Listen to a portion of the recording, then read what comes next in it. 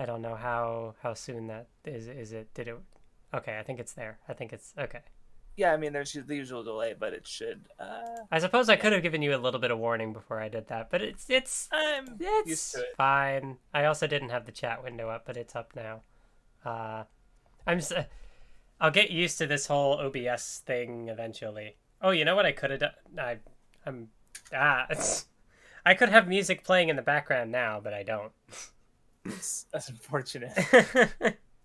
I'll probably just sit here for like I don't know, maybe like 5 minutes if that, and then we'll start the video. I have no idea. I like I said, I really should have planned this, It's okay. Well, and we I can didn't. wait at least a minute or two to let people come in. So, Yeah. um, Hello, hello, Cammy. Midori. Hi. Craftsdwarf also says hello. Yeah, I hope they heard me. Seven. Yeah, yeah. Hopefully people can hear Craftsdwarf because I shows on my end that there's audio, but I mean I could have messed something up. Apparently there's Yeah. 7 people here. Um, Yep. my Oh, window eight. still says 0. I see eight. Well, it went to six for a minute, but a moment, Hmm. but okay. I am audible apparently. So Nice, nice. Yeah, I also see offline, but not. Uh, what I guess while we're kind of waiting here, like what sort of have you rewatched these videos anytime recently? I mean, aside Danganronpa is for teenagers. Aside from like the first few seconds, I guess.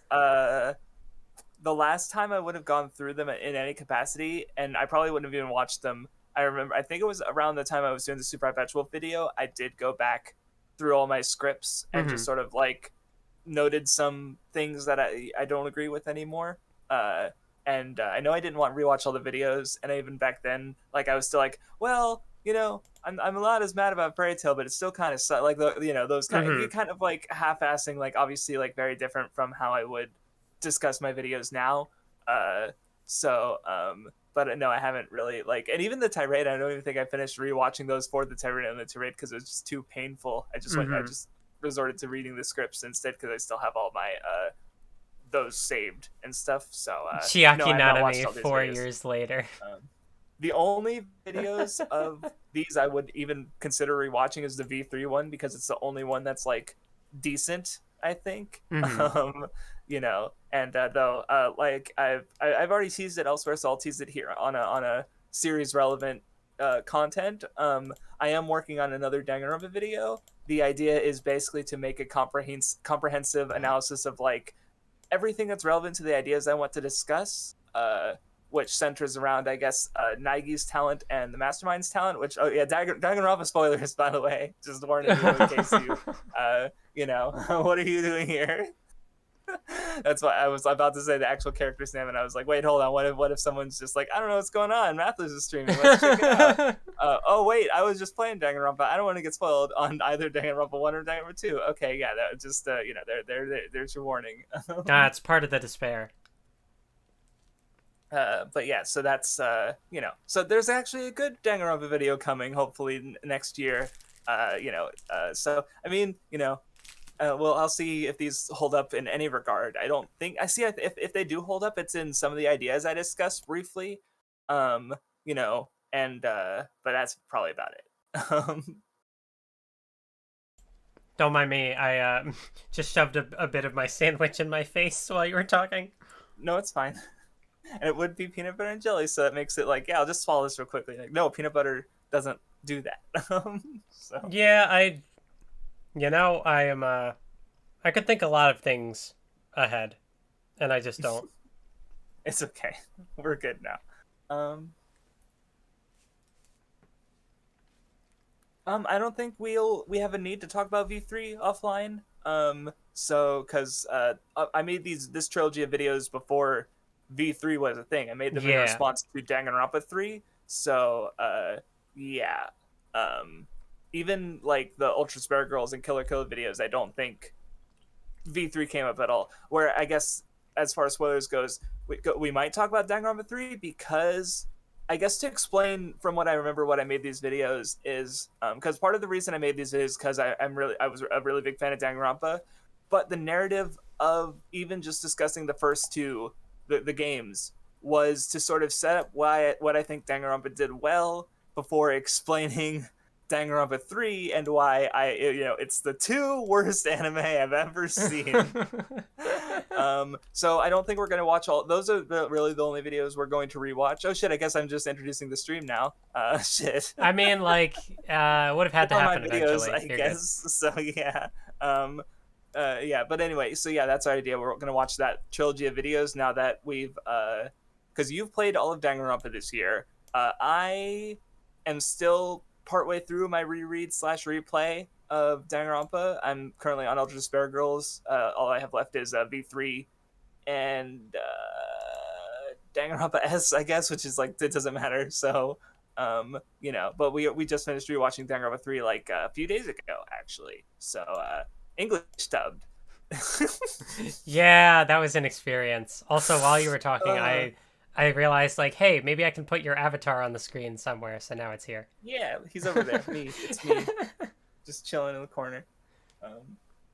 I swear, I really did think that, like, I might have done some prep work for this stream, and then my brain just decided why, and so I didn't. But I don't know. I don't think it'll be that complicated of a stream. Oh, we got Shabes, we got Caribou Coon in the place. I saw the chat. Yeah, thanks everybody for tuning in. The Nagito show or the Nanami show. Oh, I forgot to do. Oh no, I was gonna do like the fake Nensho intro. I'm good at this. Well, it happened. It's too late. Yeah. I've already introduced what we're doing. So I guess all that's left is to start. Unless you have some of the things you want to say before we start watching my. I mean, is there like anything? Is there anything else to say? I don't know. These videos, I don't think they're good, but I guess we'll see. Yeah, like you pretty much did the pitch already of like, here's where I don't know. Yeah, I think we're good to go here. Yeah. Do I have a okay. The video's going.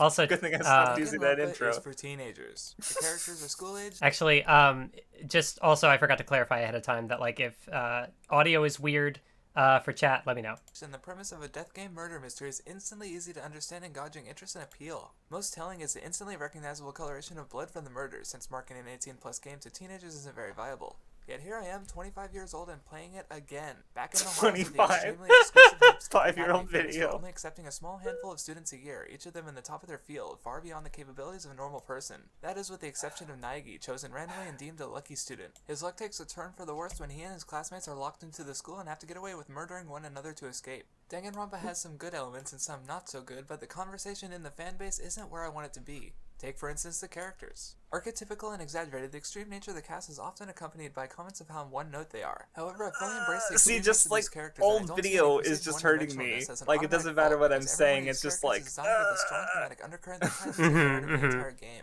This exaggeration is perhaps one of the most blatant elements of the franchise, as the striking designs are instantly recognizable. This is not only important in general character designs, but it's especially important considering the game's large cast. Within the first hour of gameplay, Danganronpa introduces also, you real to quick, the pause it. I have to stop again. for a second. And also, like, because I was noticing there was some, like, weird audio, like, screen, I don't know if it's called screen tearing, when it, like, splits in half, almost, because my computer was even less good than it is now when I was recording the footage, so, like, it would actually, like, chug sometimes. Oh, God. I had to re-record some parts, so I'm, like, seeing that, because I did record all this footage myself. I didn't take it, download it off of other YouTube sources, which, you know, has, and like it's especially weird for later on, because for Ultra Despair Girls and Danganronpa V3, which isn't relevant to this discussion, I recorded it off of my PS Vita. I literally, like, sent my Vita to Japan to get a capture card installed, got it back.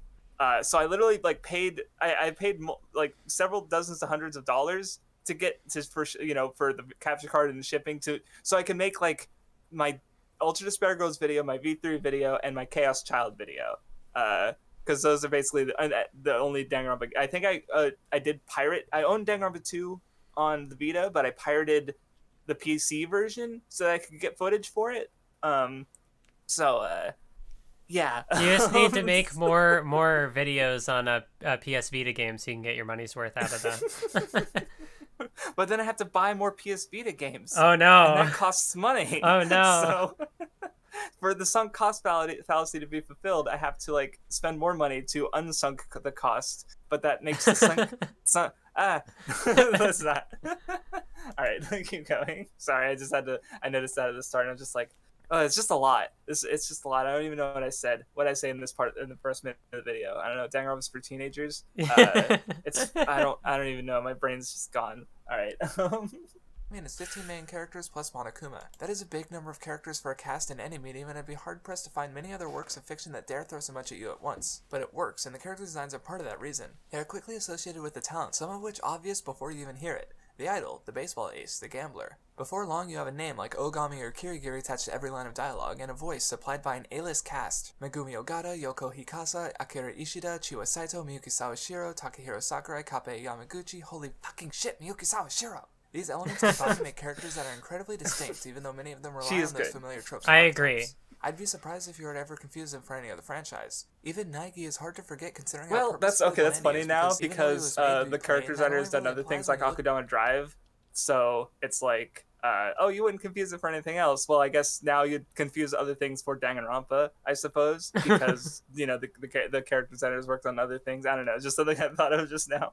Next to the other characters. His own big ahoge and hoodie under his uniform coat do a good job at separating him from what would otherwise be a very normal look. Celestia Ludenberg is a gambler, so much of her skill comes from lies and bluffs. Pretty much every aspect of her character design is a lie. While I wouldn't be surprised to hear that she wears a lot of makeup or that the red eyes she likes to show off are actually the result of context, what's certain is that her elegant dress is meant to link to French and German heritage she couldn't possibly have. That and her giant hair drills that, if straightened, would probably be twice her height or just extensions. Maizono is another one of interest. Between her sailor uniform and some Zetai Ryoiki, her design holds elements of both cuteness and sexuality. Pronunciation!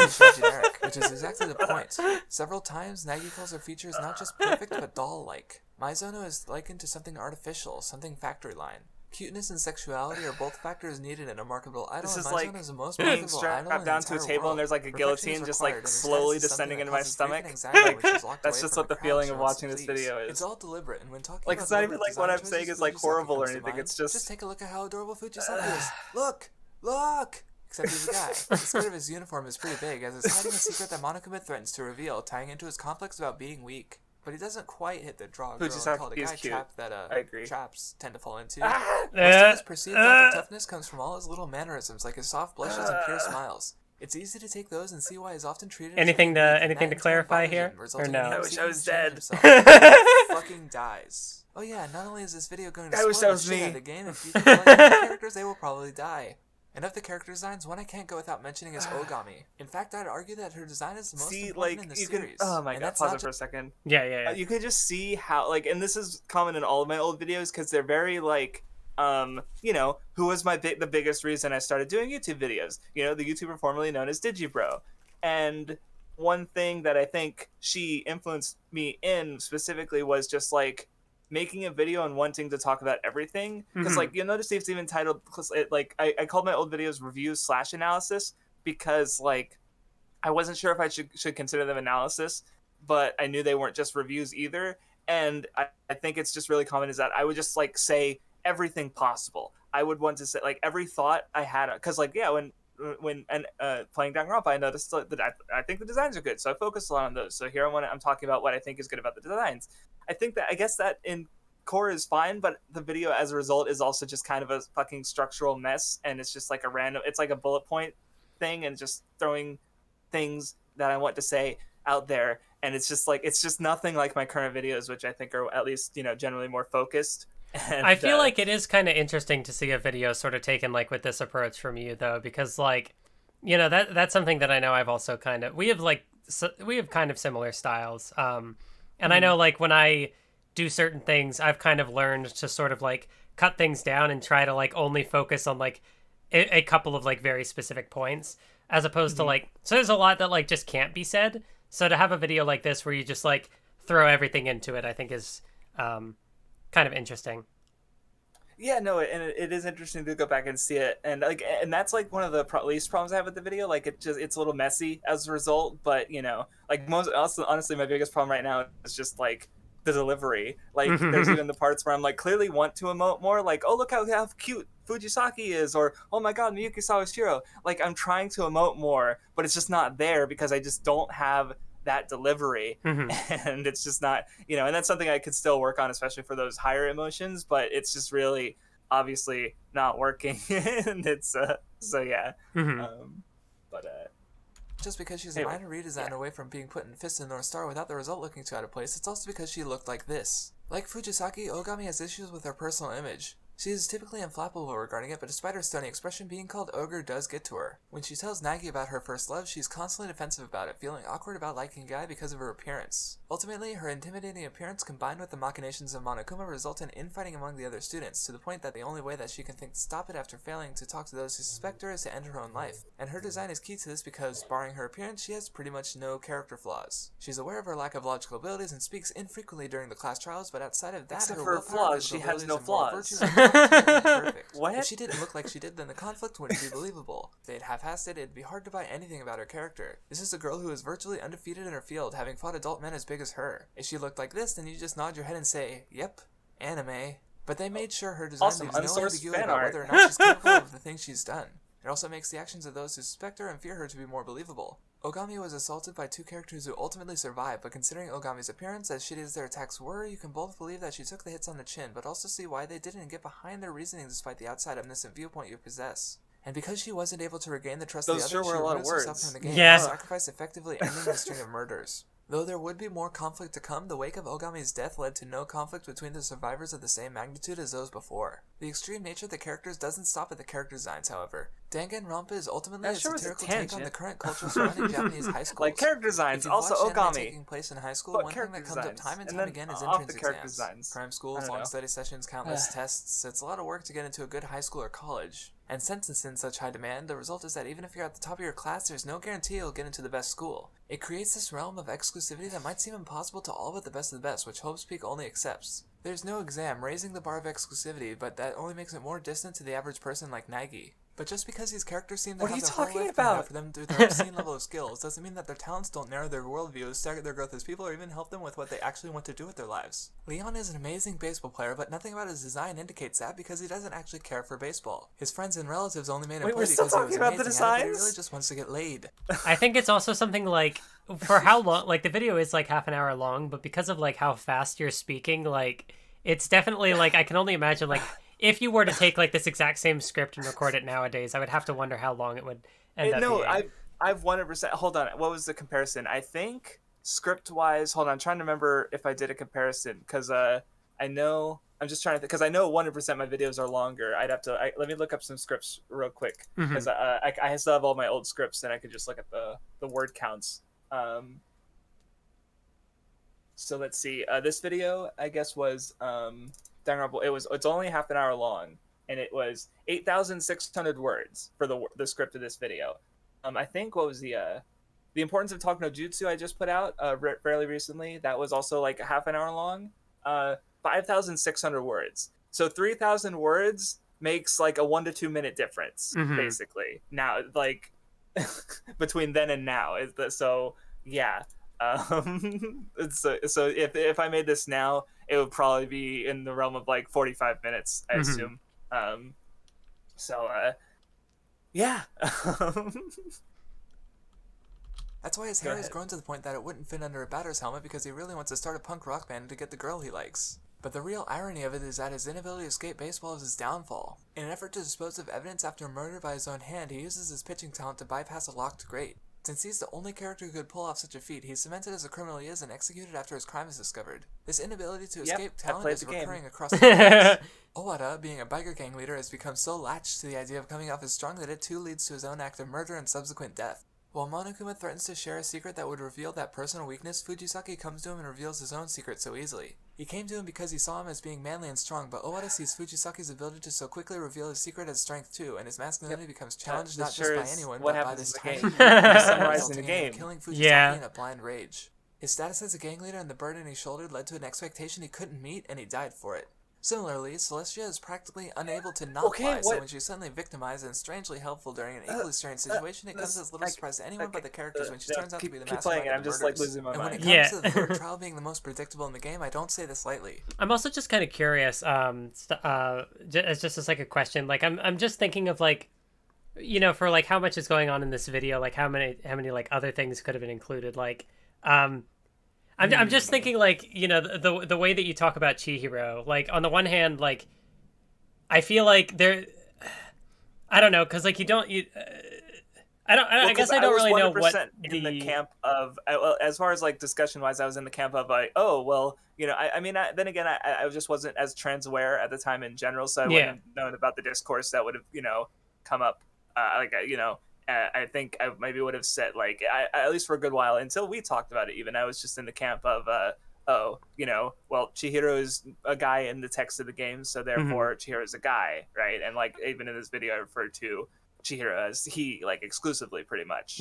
Except for the one bad part that we shall not go back to.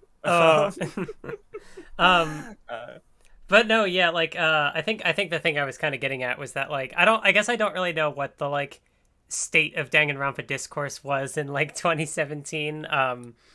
But like I don't know, I feel like I could have easily seen it coming in that like, oh no, like this definitely isn't like if you, I don't know, as just like a dismissive like oh, you definitely can't read Chihiro this way, like it's only what the text says sort of thing. But that's like not a thing that you say. If that made sense. No, I understand. No, because I don't really. I don't even think I was necessarily like super aware of that, or if that was as big at the time. And because as far as discourse goes, like there wasn't anything on YouTube really much for Danganronpa at the time, and I was mostly, if I was spending time on anywhere else, it was 4chan, and so that's where like, and I think that that kind of shows in the only place that like I really talk about anything related to discourse with referring to Chihiro in the word that I do not like to use anymore. Right, so that's about that. This is really about the extent of it, I guess. Yeah. We'll just wait till we get to Nanami. Oh yeah, Danganronpa 2. We're gonna have more to say about that video. I personally happen to have a good mindset for mystery series. Even if I'm 90% sure of the truth, I can rarely commit myself to a conclusion, even if I logically can't find many alternatives.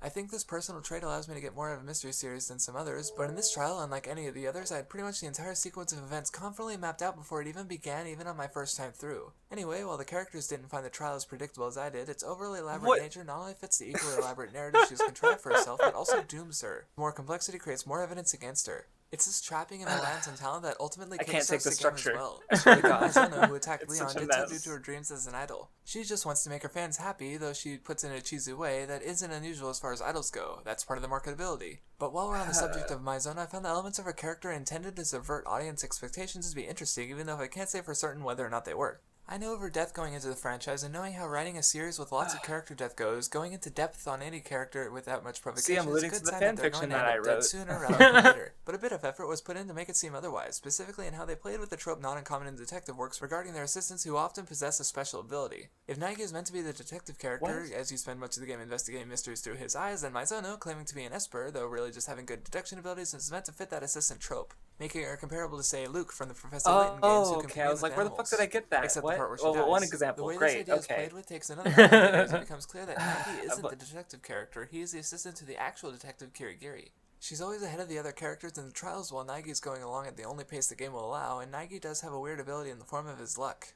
I've already written on the subject of luck in Danganronpa, and I'll say a link below. But to boil down how Naigi's talent works, it's largely beyond his control. Writing Simply is put, still he encounters lucky events disguised as unlucky correct. ones. His bathroom door being misaligned seems unlucky at first, but when Leon forces it open, it provides evidence that keeps Naegi from suspicion in the first trial where he was previously indicted. In pairing up Naegi and Kirigiri like this, it not only cements them as primary protagonists, but the fact that they are generally the most informed about what's going on highlights their static character arcs. They entered the series already holding onto the beliefs that take down the main antagonist, but their growth comes from helping each other. Kirigiri is smarter and is able to use her deductions to give words to the feelings Naegi can't easily express. In the first trial, Kirigiri avoids accusing the victim Mizono of her actions at first, letting Nagi Sorry, break them down laughing at himself. Blue If Knight's Mizono comment were accused right out of the about gate, how then in the Nagi video would I'm jump to bragging that defense I'm of his smarter closest than friend in the teenage school in a characters. heartbeat. This is Even though something Mizono earlier in the counted video I on. mentioned In her being second free time 25. after casually mentioning she has no boyfriend, speaking as if she were leaving the option open for Nagi, she requests that he not turn his back on her. Had her scheme succeeded, then Nagi would have been framed for Leon's murder, and Nagi would have been doing his best to defend her regardless due to his good nature. Kirigiri's goal in the first trial was to break this mindset of Nagi's, and over the rest of the game he no longer has that hesitation in accusing his classmates of being involved in the murders whether they did the deed or not. Because just about every character, Nagi and Kirigiri included, lie or hide a piece of evidence at some point. This is most important in the second to last trial, in which Nagi is forced to either let himself be incriminated or sell Kirigiri out, testing their trust. Though choosing incorrectly leads to a bad ending for Kirigiri before returning to the trial, choosing correctly as Nagi placing his trust in Kirigiri. How do people watch my videos? How does this video have 28,000 views? This is one of the 2 times in the game where you're required to get something related to the current case wrong. Unfortunately, the first time isn't handled as well. In the first case, while on the subject of how the killer got into Mizono's room, Nagi argues that she wouldn't let anyone in because she told him she wouldn't. Stroke. Normally this would be fine, but it's represented with you, the player, having to choose a piece of evidence to bring forward. But if you've already done the trial or predicted that Mizono was the instigator, then the risk of being confused becomes higher. Combined with Kirigiri submitting evidence that the player didn't actually have access to is where it goes from being bad to terrible. It's like watching a car crash in slow motion, except you are also in the car. Well, I'm watching myself in the car, and he doesn't know it's crashing, and I'm like, you fucker, it's crashing around you. It should have been telegraphed better, or at least not tied to player choice. That example in the 5th trial is just done much better. At this point in the game, Kirigiri has already confided a lot of information to Nagi, and this trial is on the heels of Chapter 4, where infighting was at its peak, the bonds between the current survivors having come out of that situation stronger for it. But in requiring advancement of the game through Nagi's optimism, it also leads real to the quick, final pause it chapter for a where sec. the dichotomy... Because yeah, I guess this is an amazing place to pause it, by the way. Yes, wonderful, perfect, great, excellent. So basically, I was gonna say just one thing, because I was like, oh, Kirigiri reveals this evidence. It's like, later Danganronpa games do that as well, and I think I don't know. I guess I was like, I don't know, bothered that the player lacked control, even though it was fine. I don't know, and I'm like fine. And even another thing that I'm remembering and just thinking about with like how I was viewing Danganronpa at the time is that like Danganronpa was basically the only murder mystery thing I had engaged with in any like major capacity. And now, like literally this year, I read Detective Conan, and I guess like my stance on certain things that I would have complained about in Danganronpa has changed. Like especially remember in the second trial of Danganronpa 2, there's the bamboo sword thing where the killer escapes with with that whole trick. And then there's the swimsuit full of rocks, which is also a bit of a meme. And yeah, they are kind of like. But actually, Craftsdwarf, it's a swimsuit full of gravel. Okay. Yeah, exactly. Right. And it was actually funny because the day I replayed that trial, I also read a Conan case that also involved a blackjack, which was, I think it was a cloth filled with coins or something to that effect. A blackjack is that kind of weapon, basically. So like I don't know, I guess reading Conan where they do a trick like that literally every case, if not multiple. Mm-hmm. And I don't know, I just like, okay, yeah, it's weird in Danganronpa because you're so used to having all the evidence bullets and that is your tools, and then sometimes they'll introduce this other information, or like they'll do those kind of tricks like the swimsuit full of gravel where it's like you have to figure out the trick. But as far as other murder mysteries goes, they're like super common. So I don't know what I'm complaining about is what I'm saying, because it's just like, yeah, I guess it's a little weird for Danganronpa, but that was the only murder mystery that I'd really engaged with at the time. So, all right. I also do think it is kind of interesting seeing this mix of like, like the review and analysis, because like so much of it is just like, here's the stuff that happens in the game, but then like scattered, like it's not even just like segmented into like, here's the review part, here's the analysis part. It's just like all scrambled in there, so like there will be like some interesting points here and there, and then it just goes back to like with very like, because I remember I was like deliberately structuring it this way because I would kind of like have a weird transition that was like vaguely relevant. Like I would be like like when I transition like Ogami's design, and then I go into Ogami's character and Sakura, and then I talk about Leon's design, and I mention something about Leon, or like I'm going back and forth, and it's really weird and awkward, but it's deliberate is the thing. It's not good, but I see what I'm trying to do, because I remember having like in the Your Lie in April video, which was my first one, like I remember trying to think of ways to sit down and like, okay, how am I going to jump weirdly from this point to this point? And it's not good, but I thought it was good at the time. I guess if there's Yeah. anything, like any sort of structure to this video, you're kind of going like character by character, sort of, and then just like everything else that is like transitioning between Yeah, those points kind is just like everything about that character at once. I don't know. Basically, right? Yeah, maybe. But then I guess we'll see later because I've already kind of talked about like Kirigiri and Agi a little bit, but not a lot, I guess. So, but I know I talk about them later, and I haven't gotten to the the Junko bad part. Oh boy. Forgot about that because I also really didn't like her, and now I'm like, oh, actually, she's fine and actually has some interesting stuff to her. But oh well. All right, let's keep watching. Of the two is able to overcome their last obstacles. Kirigiri's logic and ideals give confidence to Naegi, whose optimism and honest, if sometimes foolish, trust in others in turn allows Kirigiri to trust and confide in him, supplying him with the information he needs to defeat the mastermind. While on the topic of Kirigiri, among the fanbase I've seen her get a little flack here or there. It's and like I a fully nice understand trail why, but mix. Kirigiri is probably my favorite character in the first Danganronpa game. You just reach your Partly hand and you because don't know my what you're least gonna favorite part get, doesn't but exactly have you know much it's to do gonna with her be from actual the character. trail mix. Except where That I is probably wouldn't like her, Danganronpa. but when it comes to her character, I'm able to look past how her and her talent are used in the story, and that is for plot convenience. But where it becomes obnoxious is in instances like in Celestia's murder, where she mentions the e-handbooks so of mad Blue. about From a that. gameplay perspective, the writers needed them to come up at some point so that you could have the truth bullet added to your evidence so you can beat the upcoming minigame. But from a story perspective, it becomes harder to justify. Without even hearing Yamada's dying words, she's able to tell that Celestia's real name is going to be relevant somehow. I mean, I get that she knew Hagakure wasn't the culprit and that Celestia was obviously a fake name, but she jumps to correctly assuming them to be relevant without provocation. It's just lazy writing to use Kirigiri to excuse a mistake or force Lazy something into her writing. while it's obnoxious to Lazy She's confidence, writing. composure, presence, and is honestly just fucking My cool. favorite. The slate-like design of her purple uniform next to her black gloves gives her a business-like vibe.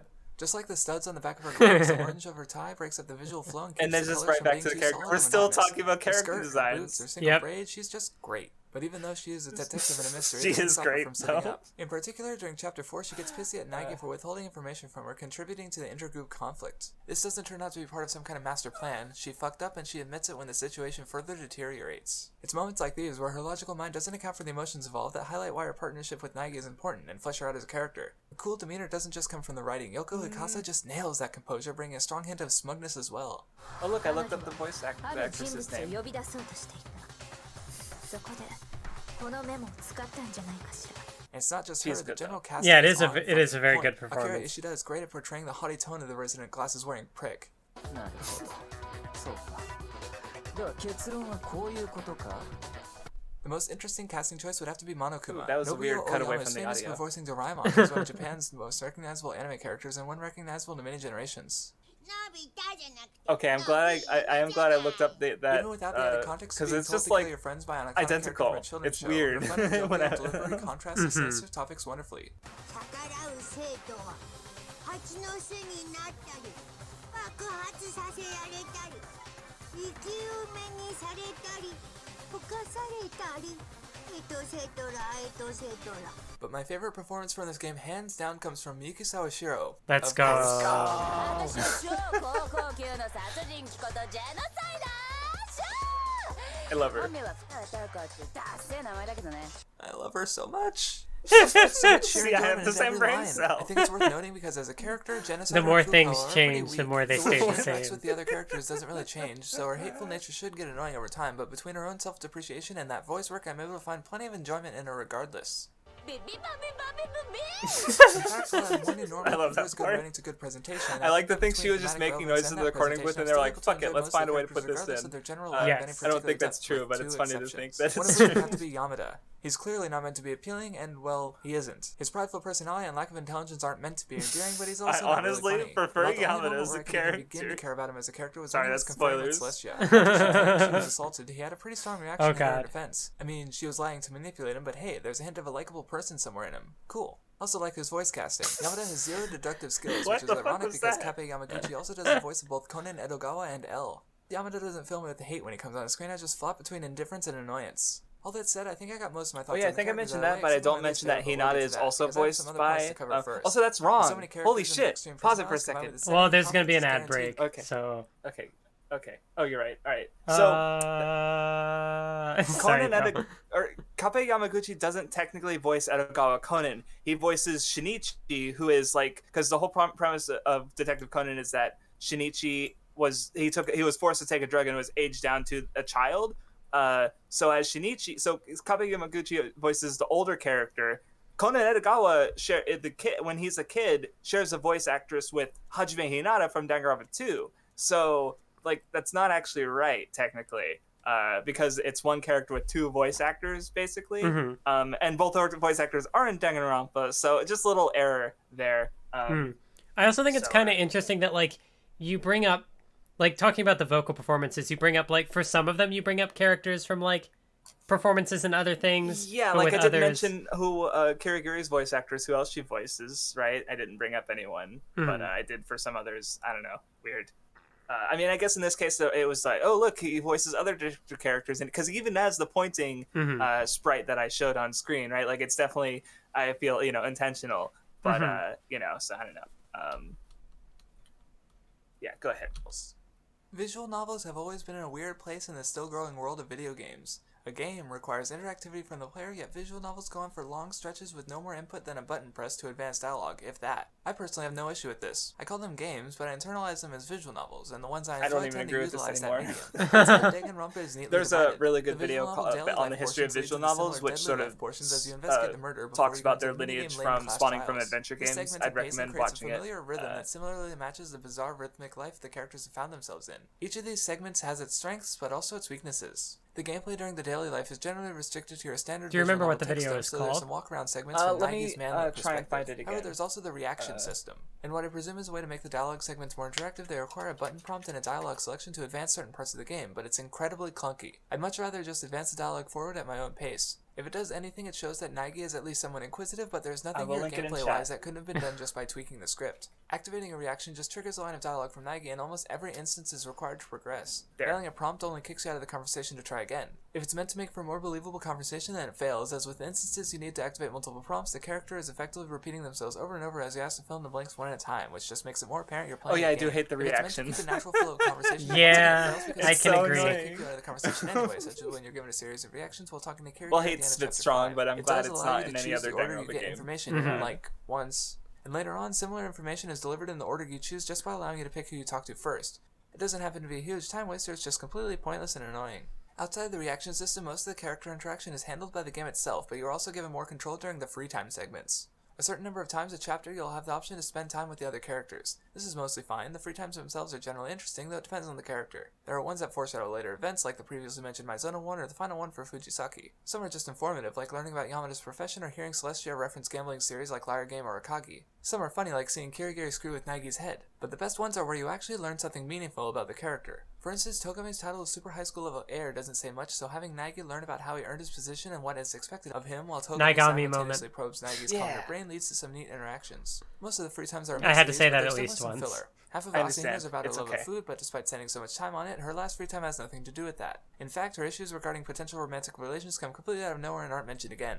In her case, she's a victim of a design wasn't decision to make sure the character she's about to end the game, thus the ones who have more chance to talk to in free times have more of those free times to discover. However, while the idea serves as a neat bit to flesh out the characters a bit more at the behest of the player, the implementation is not quite perfect. Because they are optional, they couldn't affect the story any, but frankly some of them were written as if they might have been planned see, to, this or as is if they like should have. Nagi's problem I have Fujisaki with talked to them Oda because might I have wrote resulted in fan that murder. fiction and For realized example, problem something I that had should with have them. changed the reactions from the free times would be Like, actually, no, Ishimaru. now I gotta Over the bitch about course that. of the Pause story, it for a he becomes second. close to Oda. Sorry. Yeah.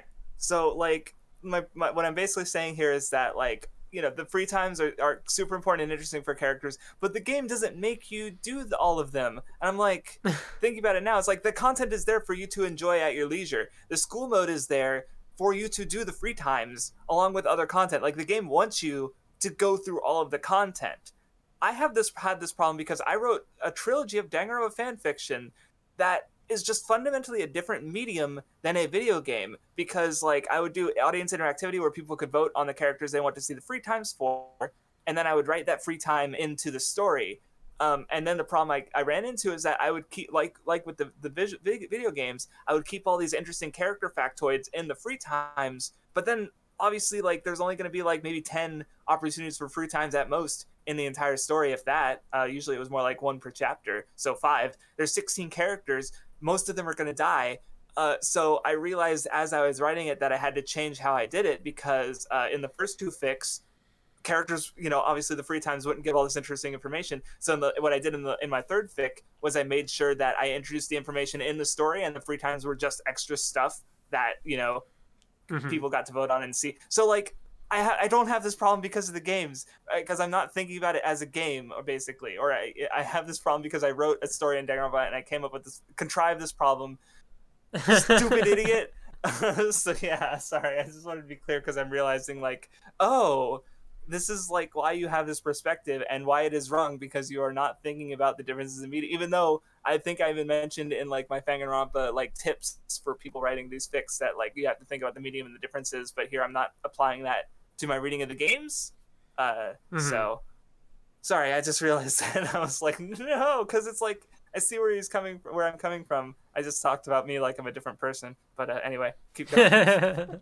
Who then turns out to be a murderer, so he shuts down completely. Through his free times, he discovered that he's always been friendless, so his strong, if sudden, bond with Owada becomes more reasonable. It's his first friend, and he wants to hold on to that. Except by the end of the free time chain, Ishimura says that his meeting with Naegi is a once-in-a-lifetime thing, and Naegi considers them friends. So if you account for that, Ishimura's complete and total shutdown becomes harder to accept if he considers Nagi a friend. Ishimaru how Owada and Ishimaru became friends is mind. left unclear, so it's hard to say where the differences lie. There's also the whole system of gift giving, but it's mostly just tedium. Likewise with school mode, which is the best way to go through the Just free times, but the bros. school mode specific character interactions are generic and largely uninteresting. Yet about 3/4 of your time in school mode is going to be spent on them. However, the core of the gameplay lies within the class trials, which has long dialogue sections broken up by various minigames. Though the gameplay is never too difficult, the actual concept just works. The most iconic of these minigames are the non-stop debates, where the dialogue from the characters loops under a time limit, and you have to use evidence bullets to break down incorrect statements. This requires you to understand what's going on logically and deduce what bullet would work best on which weak Shark point. is asking it's an awesome way Taka to or represent Mondo. the debate in the form of a video game. I You're like literally Mondo a shooting little down better, arguments. but, Arcade shooters did- are already an established genre. Which but one of them Danganronpa would say no recontextualizes homo those rules first? for a non-violent encounter, making incorrect accusations they're lower gonna as they're trusted gonna do like characters have gay nagging chicken, and then reaching they'll zero be means married by the failing time trial. that Later they trials also introduce know white it, noise or basically. chatter, purple lines of text that block your shots, which abstracts the idea of being talked over by others while you're trying to make your own points. It's just a really cool mechanic, though I do have some gripes. In particular, even on the hardest difficulties, it takes way too long to take the kid gloves off. Easing the player into new mechanics is understandable, but the point of using shooting mechanics is because we're familiar with it. New context doesn't mean you have to God, why learn did I use that basics. one? Most Yeah. of the analysis debates comes in one of two forms, like any puzzle: conceptualization and execution.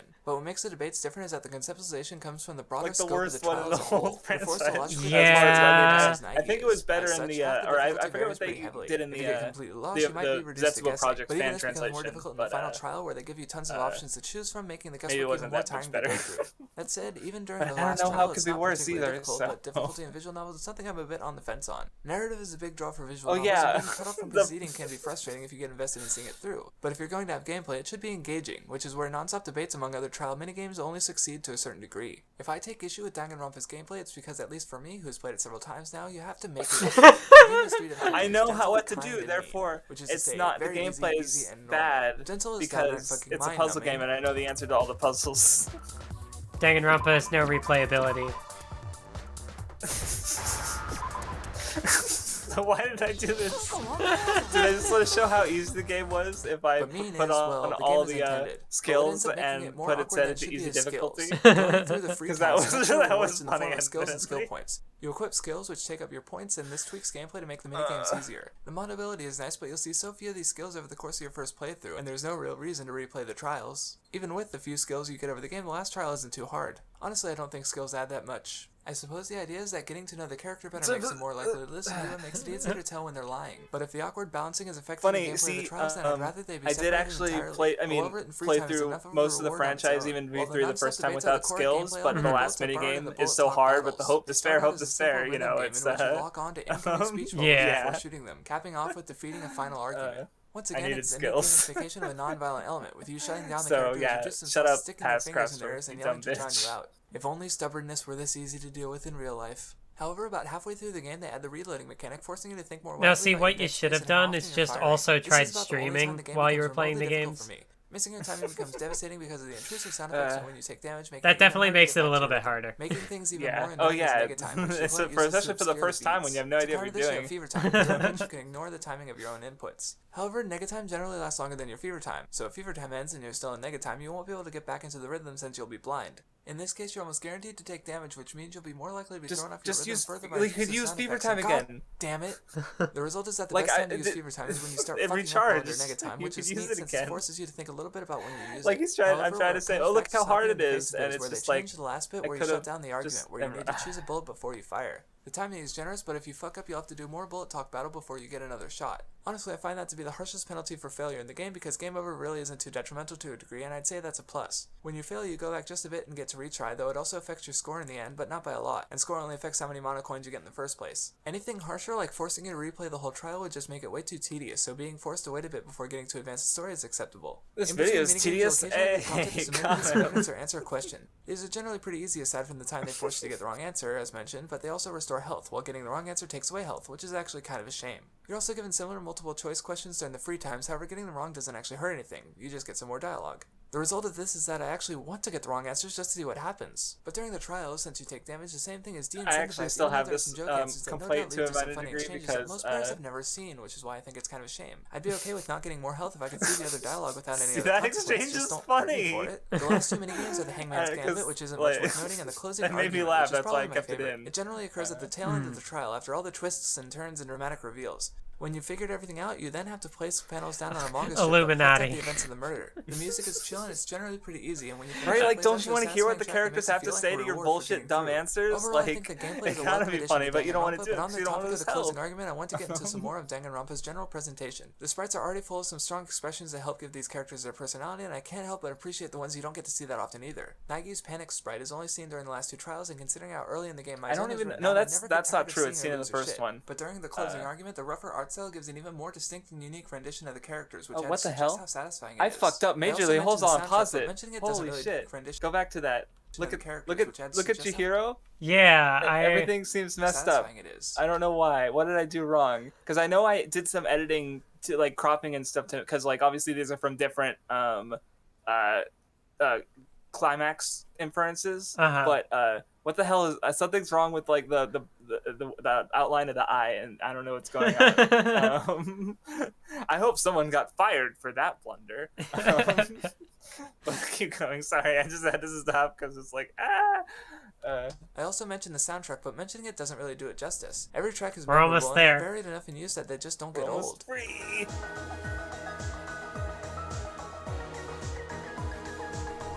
Danganronpa soundtrack is good. I agree. yeah.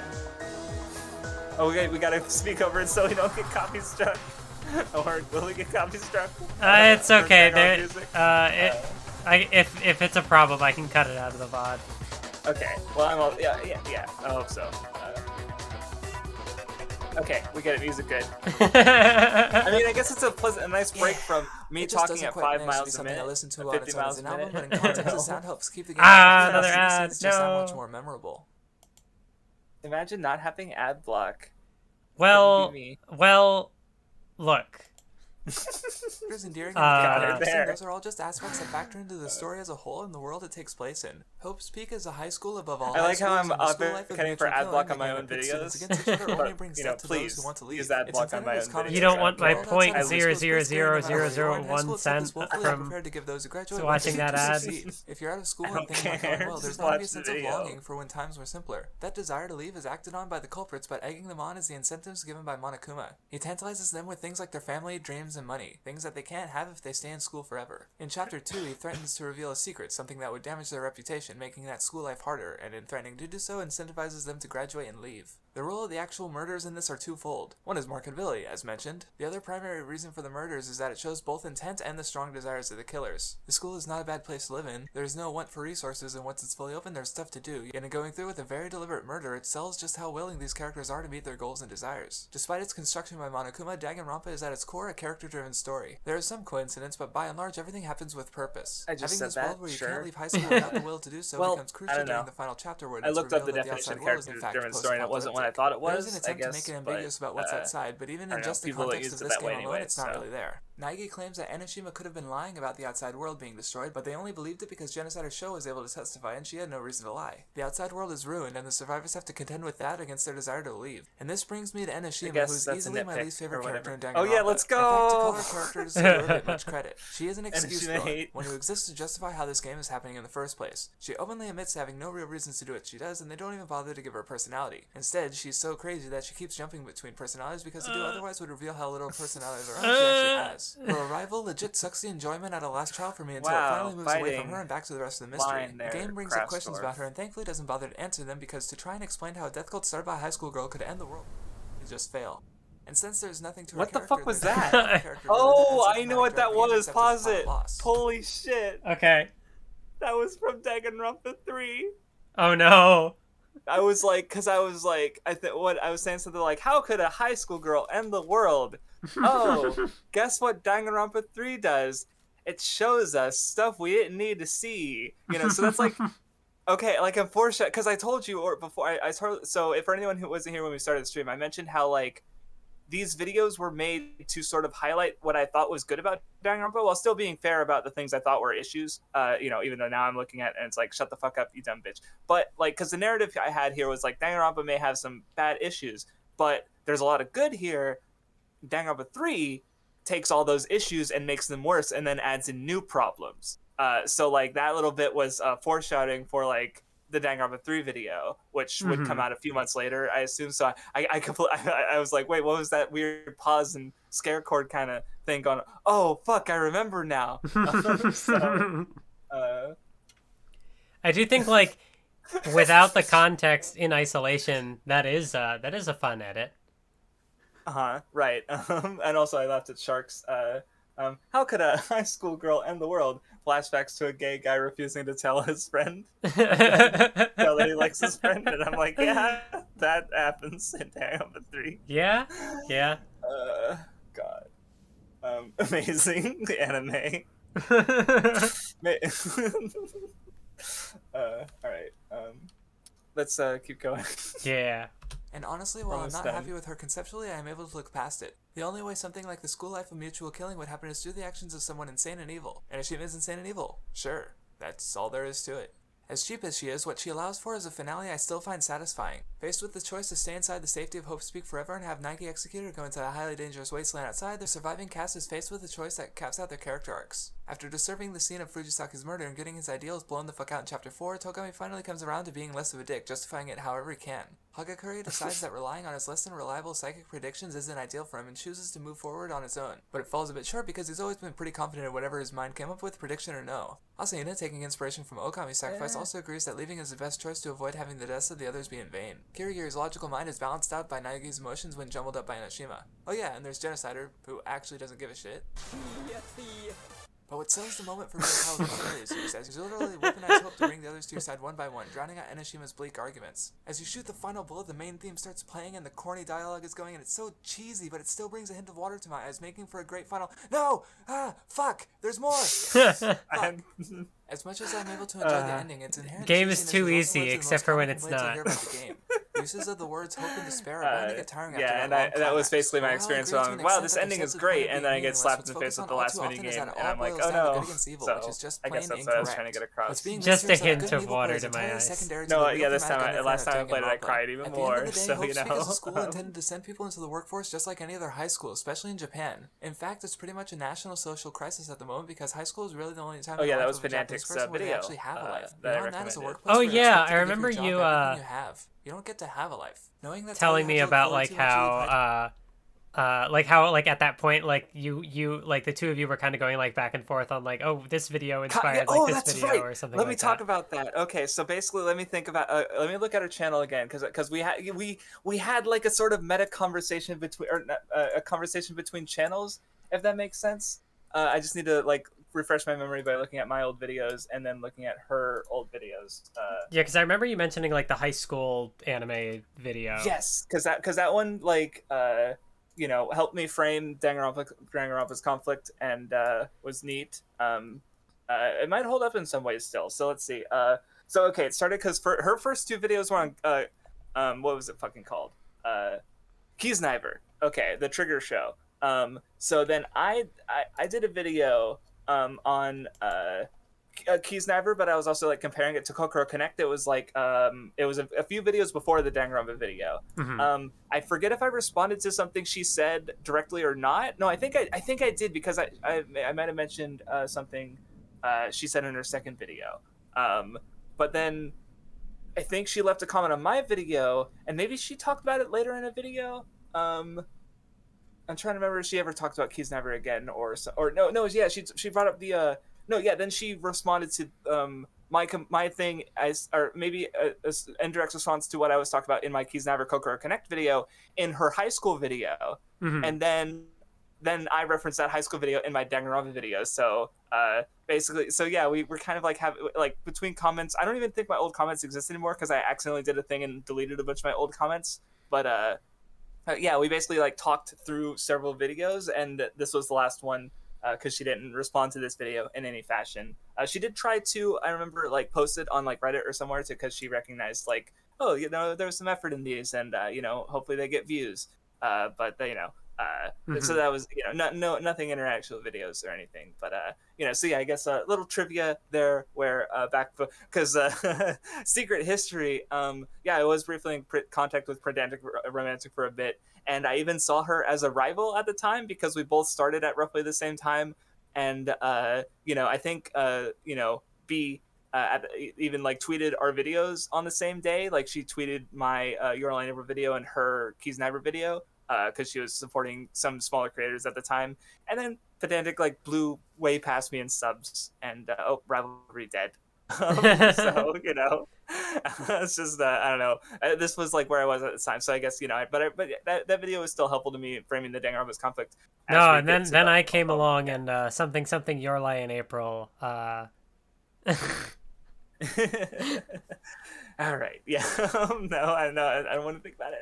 All right, let's get to the only decent part of this video. High school and college can be crushing. High school sucks, but who hasn't wished they could make more use of their time there? Either Wait. to do better in class or spend time enjoying yourself. There's no right answer. There's no idyllic school life. But that's what Enoshima proposes, for the characters to just live their whole lives in high school forever, where they don't have to worry about anything, because what is there beyond high school to look forward to? Danganronpa satirizes that sentiment into Apocalypse. But that doesn't matter to Nagi, even though he's the least qualified one there. He doesn't just exemplify a normal average person for the sake of being relatable. He was brought to the school for his luck, and he takes advantage of the opportunity given to him, but his luck itself only keeps him audio alive once or edits. twice. His logical abilities are only as good as yours, but the trait that sets him apart is his optimism. Even Kirigiri, who gives him the words to express his feelings and keep him hopeful, isn't able to take on Enoshima, even though Kirigiri deduced so much of the mysteries the game has to offer on her own. That's because of her talent, a method that requires a neutral perspective, which trips her up in the end until Nagi brings her back around along with the others. As corny as it sounds, hope really is the first necessary step.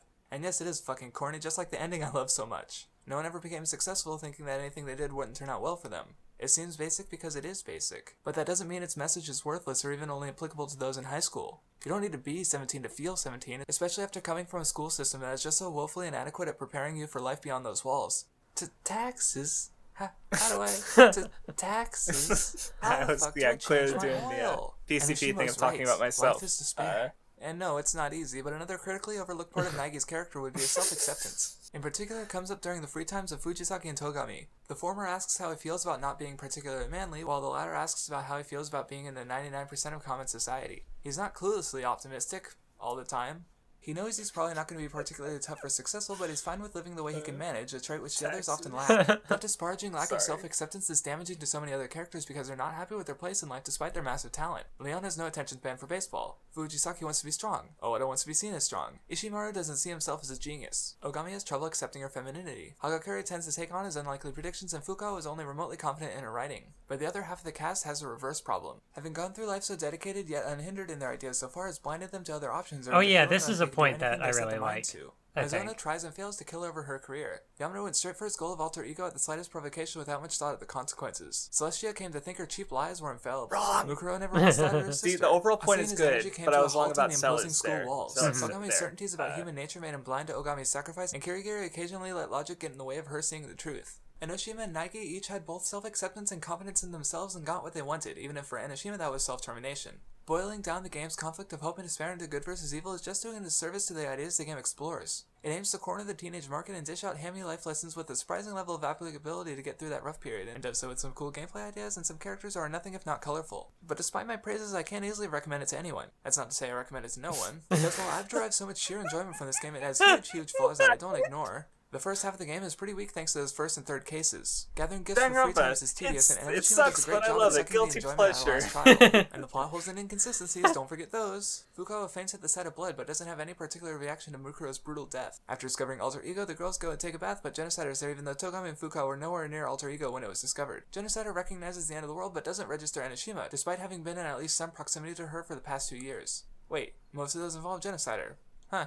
And that's excluding the elements that clash with the later franchise entries. I know the cheap writing cropping up during the trials are not plot holes, that's just cheap, lazy writing. But just because it isn't something I'd easily recommend doesn't mean it's that's not what meaningful you to were its ending rather the video sizable fan on. base, and my hope is that this video sheds some light on part of why that's the case. If you haven't played any part of the franchise but reached the end of this video anyways, then thank you for watching. I think you know by now if it would be worth 20 or 30 hours of your time. But if you don't have quite that much time, why not join me again? To be continued in part 2. Oh, it's him. It's the boy. This is the Komaida.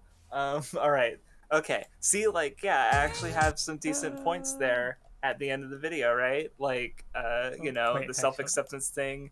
What do the comments say? No, people like it. Ah! Alright, sorry. I'm getting distracted. So it's fine. Positivity! Ah, my eyes! Not this video! But anyway, I guess to finish my thought is like, yeah, I like the general points of like, you know, how it factors into just how high school is different in Japan and the self-acceptance thing. Though I guess to elaborate more on like, I said, oh, Celestia, she was like, so confident in her bad lies. No, she was lying because she doesn't like herself, because she doesn't like Yasuhiro at all, Taiko at all. She wanted to be someone else, so she made up an entire like Chunibyo fake life for her. She's on the other side of the dilemma, basically, right? Because I divided the characters into the confident ones and the incompetent ones, and incompetent words are hard. I don't understand. But yeah, so like, cool. There's about 5 minutes of value in this video, and like 25 minutes of like, I guess it's not the worst thing ever. So, you know, I don't know. What did you think about the video? Yeah, I feel like of the videos, like when I watched, like when I was going through these videos after playing Danganronpa earlier this year, I remember like having, I think, the least to say about the first video that you did, because it was just kind of a lot of like very straightforward recap, and right. Yeah, obviously like the Danganronpa 2 video, there are like some things that you say where it's like and then the DR3 video, I just remember having like I mean the DR3 video is going to be like a whole other discussion. Yeah, maybe we will get to it tonight. All right, let's start Danganronpa 2. Also, yeah, Shabes mentioned in chat that like the to be continued in part 2 you had, it really did sound like a Trixie line. Yeah. All right. Anyway, let's go. All right. I forget about it every time. This video is the second in a 3-part series. If you haven't already, I recommend you watch my video on the previous game first, and keep in mind that I'll be spoiling both games here. As a sequel to the first game, Super Danganronpa 2 carries over many of the elements that make the franchise good, while tweaking a number of gameplay elements, sometimes for the better and sometimes all for of the my worse. effort to balance In fact, audio. the approach Danganronpa 2 it was a fool's errand. Was that of a response. I wouldn't say it's deconstructive or subversive in regards to the first game, as if I know what that he said means, the words, but the funny words. Complete change in the class, it's very much expected that the player has Deconstruction? played the first Subversion? game. By response, I mean that there are a number of elements to the design made to reflect on those of the first game. For instance, the cast has a lucky student voiced by Megumi Ogata. There's a huge muscle-bound character who regularly interacts with a large-breasted, tan-skinned athlete, a girl with a foreign name, a dumbass, a mascot voiced by an iconic character, a Just the way I student just whose talent said is unknown, dumbass. and a few other trends across both games. These lines aren't straight, but the reason for that becomes clear once the purpose is realized, and that is subversion of expectation. All genres thrive Implying on that there's only one dumbass in each game. A work that's predictable can still be engaging, but a mystery that's predictable has much less of a chance to do so. By seeming to create trends, following up on some of them, and subverting can be others, funny Super sometimes. Danganronpa 2 is able to more easily play I with your don't know. expectations, keeping you guessing as to what it might or might not do based on what you know from the previous game. Though if I had to boil down what I'm going to be focusing on in this video, it will be characters, as most of the rest remains as solid as ever. The excellent voice cast continues with performances such as Minami Takayama, 俺はソーダの話を疑ってるわけじゃない Whose voice is Edokawa Conan. Ai Kayano, Just saying. 冷たくなるやつスキルがあったらスタートスイッチ間違い I な love Sumiki. and Tomokazu Sugita. Yeah, I didn't praise enough the voice acting, actually. The new Danganronpa music good. is great, Yeah. the reaction system is Danganronpa calm, and have a the bad gameplay voice further actor changes for the better. challenge. Things like the ability to agree with the Well, other characters instead of just merely don't listen shooting to it down in arguments, English. and BTB replacement, Not and the series of Danganronpa questions 3, run through in a logic dive especially. all transform how you use evidence bullets or discard them entirely, which allows the writers more freedom to advance the story without running into awkward traps like the E-handbook in the third trial of the previous game. For example, Especially love when they drop the biggest spoiler in the game on, you know, Hinata's pro skater. Showdown is also a nice addition, gamifying a one-on-one debate with you. Wait, seriously? Cutting through arguments, shooting down arguments, are these all puns in the Japanese too, or what? It's just too perfect. The new Hangman's Gambit is absolute hell, though. It requires Thank you. Yeah. to form the phrase to continue, but you're also punished It's for so not paying bad. attention I to letters replayed you it, don't and there's need, just which there's makes Oh parts my where they're god, just and the like, footage. And in the latter half of the game, The it's footage downright here. unfair. What the fuck is this shit? Look at But that! gameplay It's isn't all I want to focus so on, bad. so... Ah. Wait, that was about everything already. Fuck it. The Monami minigame controls like shit while also being tedious and boring. Island mode is still the best way to go through the free times, but mediocre otherwise. But those free times themselves are more rewarding Do than you ever, bring since up the Castle running DLT is animation in overall this? a strong step above that of the first game. I don't Strong know. character designs Maybe. are carried over as well. Hinata, the Or maybe- protagonist, do is I on the talk about it in plain a side different like video? Nagi from I the feel first like I game, talked but his about it more at some stiff point. clothing choices You would know highlight better. his You watched it more seriousness. recently. Nagi went to Hope's Peak because he could and would have probably been That's making a satisfied pretty with big anything, so he assumption, but I dresses would more remember. casually. Well, for Hinata, it's been his dream to go, so naturally he dresses the part. Also, there's a curious aspect to his eyes. Most of the eyes in the franchise look similar aside from color, but there are a few exceptions. Pekko's are a more intense shade of red, which matches her Am I capability for killing okay, intent what am I as a talking Yakuza about the eyes bodyguard. for? Ishimura's resemble bullseyes, hinting at the direct, targeted, and forceful nature that his position requires. character designs. Hinata, however, lacking any true skills of his They're own, all has just clear some slash character eyes, as if to designs. nullify the idea of him being talented enough to truly enter Hope's Peak.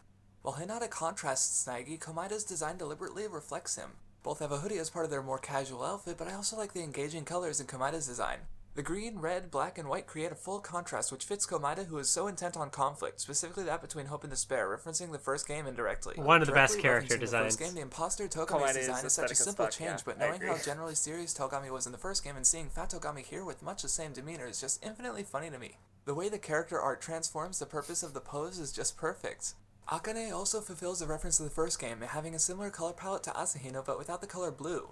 Given that Asahina is a swimmer, a close association with blue is reasonable, but considering how intense Akane is, it also signifies to me a lack of calm. Nidai doesn't have much similarity or dissimilarity to Okay, Ogami, but there's this guy some is just better dripping points with about the intensity. character designs, Just look at his least. shadow. I don't know. His border is made from Uh-huh. a cliff and jagged, he's got lightning arcing off of his fucking eyes, his whistle is held up by a chain instead of a piddly little string, it's nuts! And contrasting all this eccentricity is Koizumi. It's telling when her design stands out wife. because of how refreshingly normal I it love is. She doesn't have an intense hairstyle like Hinata or Naegi, and it's hard to say Fukawa looks normal when half the time she looks like this. Best girl, best girl! Who's worst girl? It's not Saionji somehow, but love she's her. still pretty weak. Do you She's a disagree? brat, but most of her shortcomings come from the fact She's that still she my died before favorite she could get the in the proper game. character arc that she I seemed love to be her. going into, and her free times aren't good enough to Best flesh her girl. out. Ibuki is far more enjoyable thanks to her boundless energy and Amikoshi Mizu's voice performance. Plus, the fact that her character references K-On! Is hilarious. But beyond being a quirky musician who left her previous band, her free times fail to say much about her and she dies before she gets much limelight. There are What? a few Her other free characters times are who I think good! weren't handled as well as they could have been, but considering how big the cast is, the fact that I like just about all of them is noteworthy, but a few stand above. Kuzuru is a bit comparable to Togami in that he starts out a dick and becomes nicer, but the way his arc is handled is more direct but more fulfilling. He actually commits an even worse crime than Togami's body manipulation, as his actions result directly in Koizumi's death, but he takes such a strong stance to earn back that trust in slitting his own stomach while still recovering from previous wounds that it's hard not to find him endearing. And that's without mentioning his whole deal as a baby-faced gangster. The violent, angry remarks coming from a guy who's so small and strangely cute is just perfect, and that's excluding his amusing adherence to laws. The driver's license part Speaking is of funny. perfection, Koizumi is so earnest and honest. She's I harsh think on about guys, that but joke she a just lot, wants to help them actually. strive to be better people who can rely on themselves, even though she's willing to offer help whenever possible. Oh, do you Considering that play they're some of my Komaida's favorites, I think laugh it goes in without this? saying that I'm a big fan of the Chapter 2 killing. I don't know why I'm Gameplay found asking the you, climax because to if be you don't genuinely remember and I don't emotional. remember. I With many of the remember. murders in the Oh, I first game, remember the whether culprit I do chose their or not. victim I based do or on not. opportunity, like Leon killing Maizona after fending off her attack, or Celestia using Yamada before discarding him. The previous murder was also like this, but the Chapter 2 murder is both more personal and less immediate, as Kuzuryu and Koizumi have a conversation before she's killed by Peko.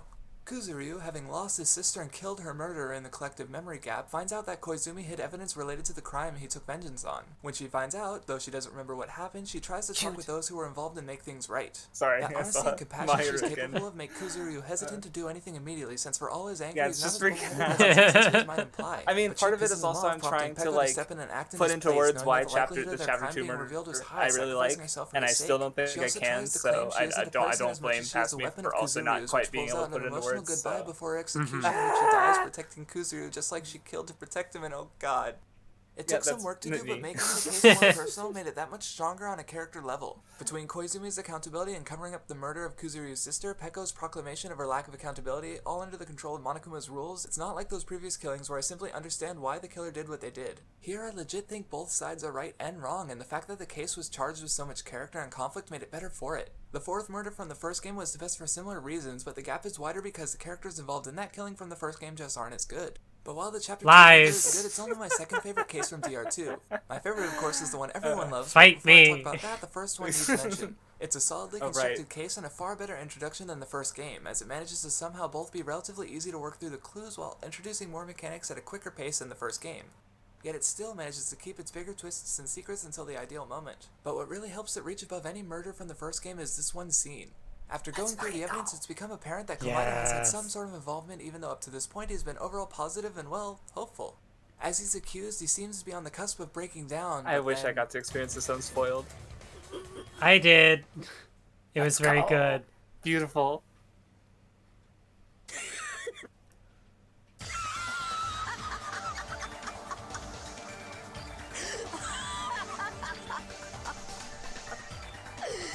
She's so good. Okumi's God is so fucking good. Yeah. 力を合わせて仲間の死という絶望に立ち向かい、なんて素晴らしくて美しいんだろうね。 So fucking good. Let me take a moment to break down what it is about this scene that I love so goddamn much. Part of this is that subversion of expectation. The one accused freaking out. Best part of the for a video very is where good you reason. just By the play nature a of the clip from the game, game. voted Nothing for else. I it doesn't agree. matter whether the guess is correct or not. Being accused of the Best part of murder all should these rightfully be videos worrying is in literally these just circumstances, but just play Komachi's Danganronpa response 2. doesn't Don't fit even that watch mold the at video. all. It makes no sense logically, but here he is having the time of his life. And I can't understate how much I love that cackle enough. Megumi Ogata is great in general, but her harsh, wheezy performance as Komaeda is possibly my favorite voice work from her yet, and it goes a long way in selling his deep love and passion for hope It's and my favorite talent. voice That and performance intense ever, music so I hitting at just the right undersold moment makes it all the more how I feel impactful. right now, I But I guess. think what makes this Well, scene all the better for me never is mind. that cathartic release. I don't recall my initial reaction upon seeing the scene, but at this point I've accepted that Komaeda is not just my favorite character in Danganronpa, but one of my favorite characters ever. This scene is not just the reveal of his true personality, it's the start of the great moments that come from him later. And it's not exactly quick to get from the start The of the Russian game to roulette. here. From the prologue to this point in the trial, it's a good 3 to 4 hours. 3 to 4 hours Komaeda spends staying reserved on his true feelings before this bombastic reveal. That element is what pushes the first trial to join the second and fifth above any of the ones in the first game for me. When I say that Super Danganronpa 2 is a response to the first game, Komaeda is a big part of that, as he is used to reflect on its themes. The way he talks of hope overcoming despair is a blatant reference to the first game, but in truth he vehemently disagrees with the overall message of that conflict. The things Naegi uses to defeat Enoshima have nothing to do with the luck he was accepted to the academy for, but despite also being lucky, Komaeda has no love for those who aren't deserving students of Hope's Peak. If you're not meant to be successful, you're just a stepping stone.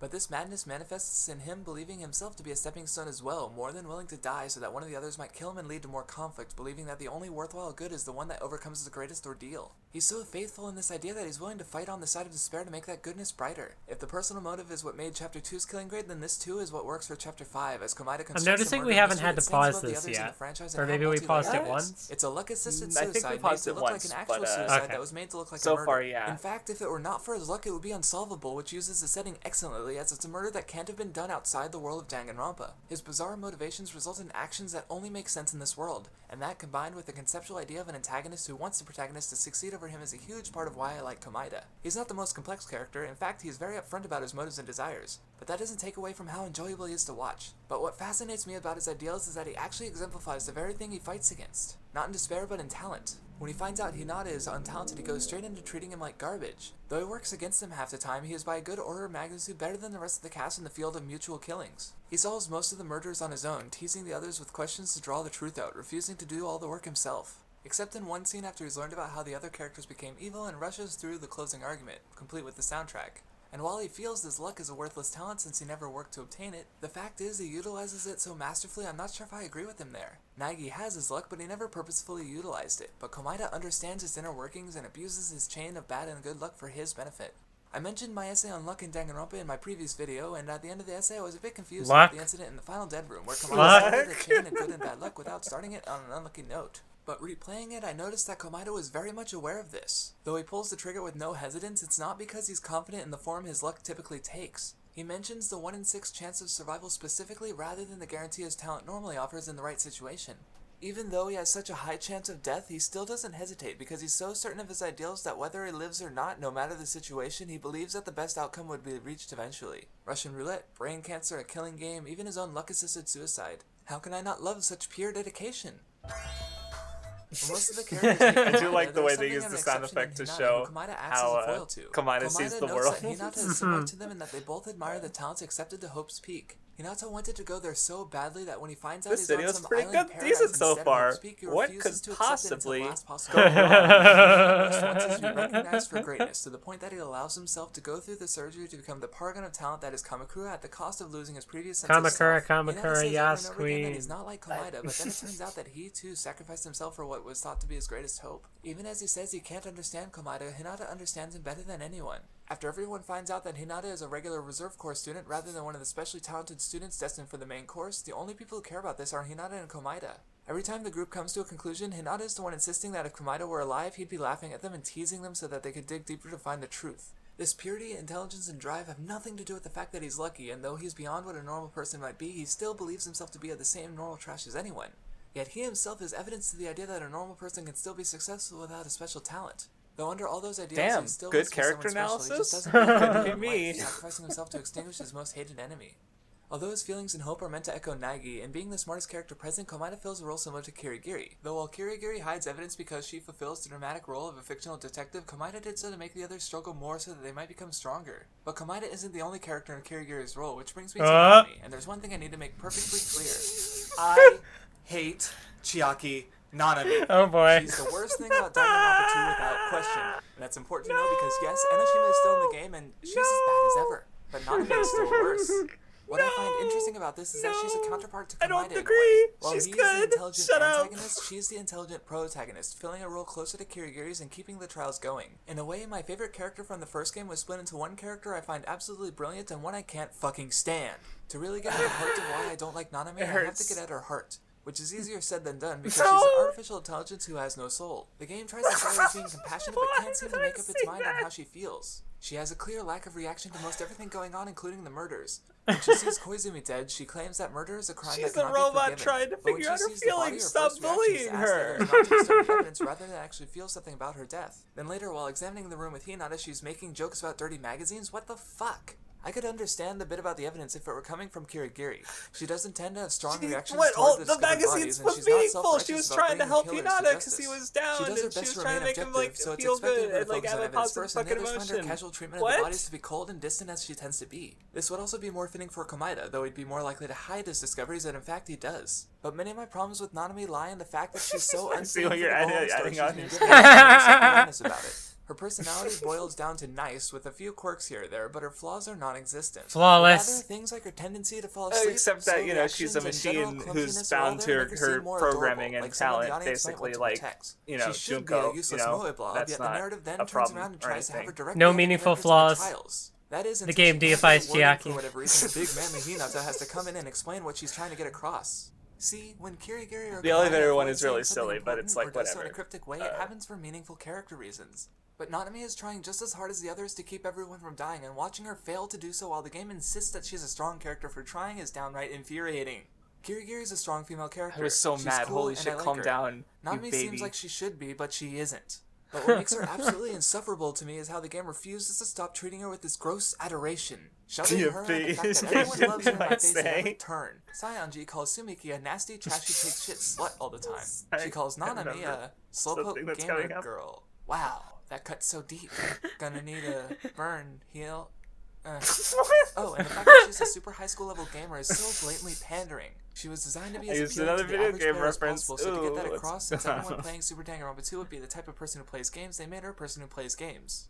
She's also voiced by a popular voice actress, but while Kana Hanazawa is pretty cool, her performance as Nami is just dull. Though it's not like there's much to work with here, and it's not her fault she gets typecast into these sleepy characters. She's in half the unique event CGs even when she has no reason to be there. Oh, you can play the triangle. Get the fuck out of here. No. That one's funny. It's terrible. Not only is she the only one to get a unique CG while going to her death, as if it weren't already so obvious that the last time I played the game, that CG made me fucking fall. She's only but, in that position because she so nobly chose to sacrifice herself for the sake of the others. No other killer was in a position where they could possibly win, but here she practically has to beg them to choose her as the culprit because we can't have such a pure flower dying, guys. It's not fair. Isn't she so smart, pure, and strong? You're still going. What pisses me off more is the execution. No other character escapes their fate, even for a moment. The executions go to length to show even strong characters like Echo, Gundam, Kirigiri, and Owat are completely at Monokuma's mercy. But Nanami escapes her initial fate and ends up in another one for no other reason than to show how she's such a strong female character, guys. Honest. I can't even find catharsis in her death since the soulless abomination doesn't bleed when crushed flat. But wait, there's more. Everyone's so depressed about her death that they literally do nothing for 2 days before the final trial, like the game isn't even worth playing without her.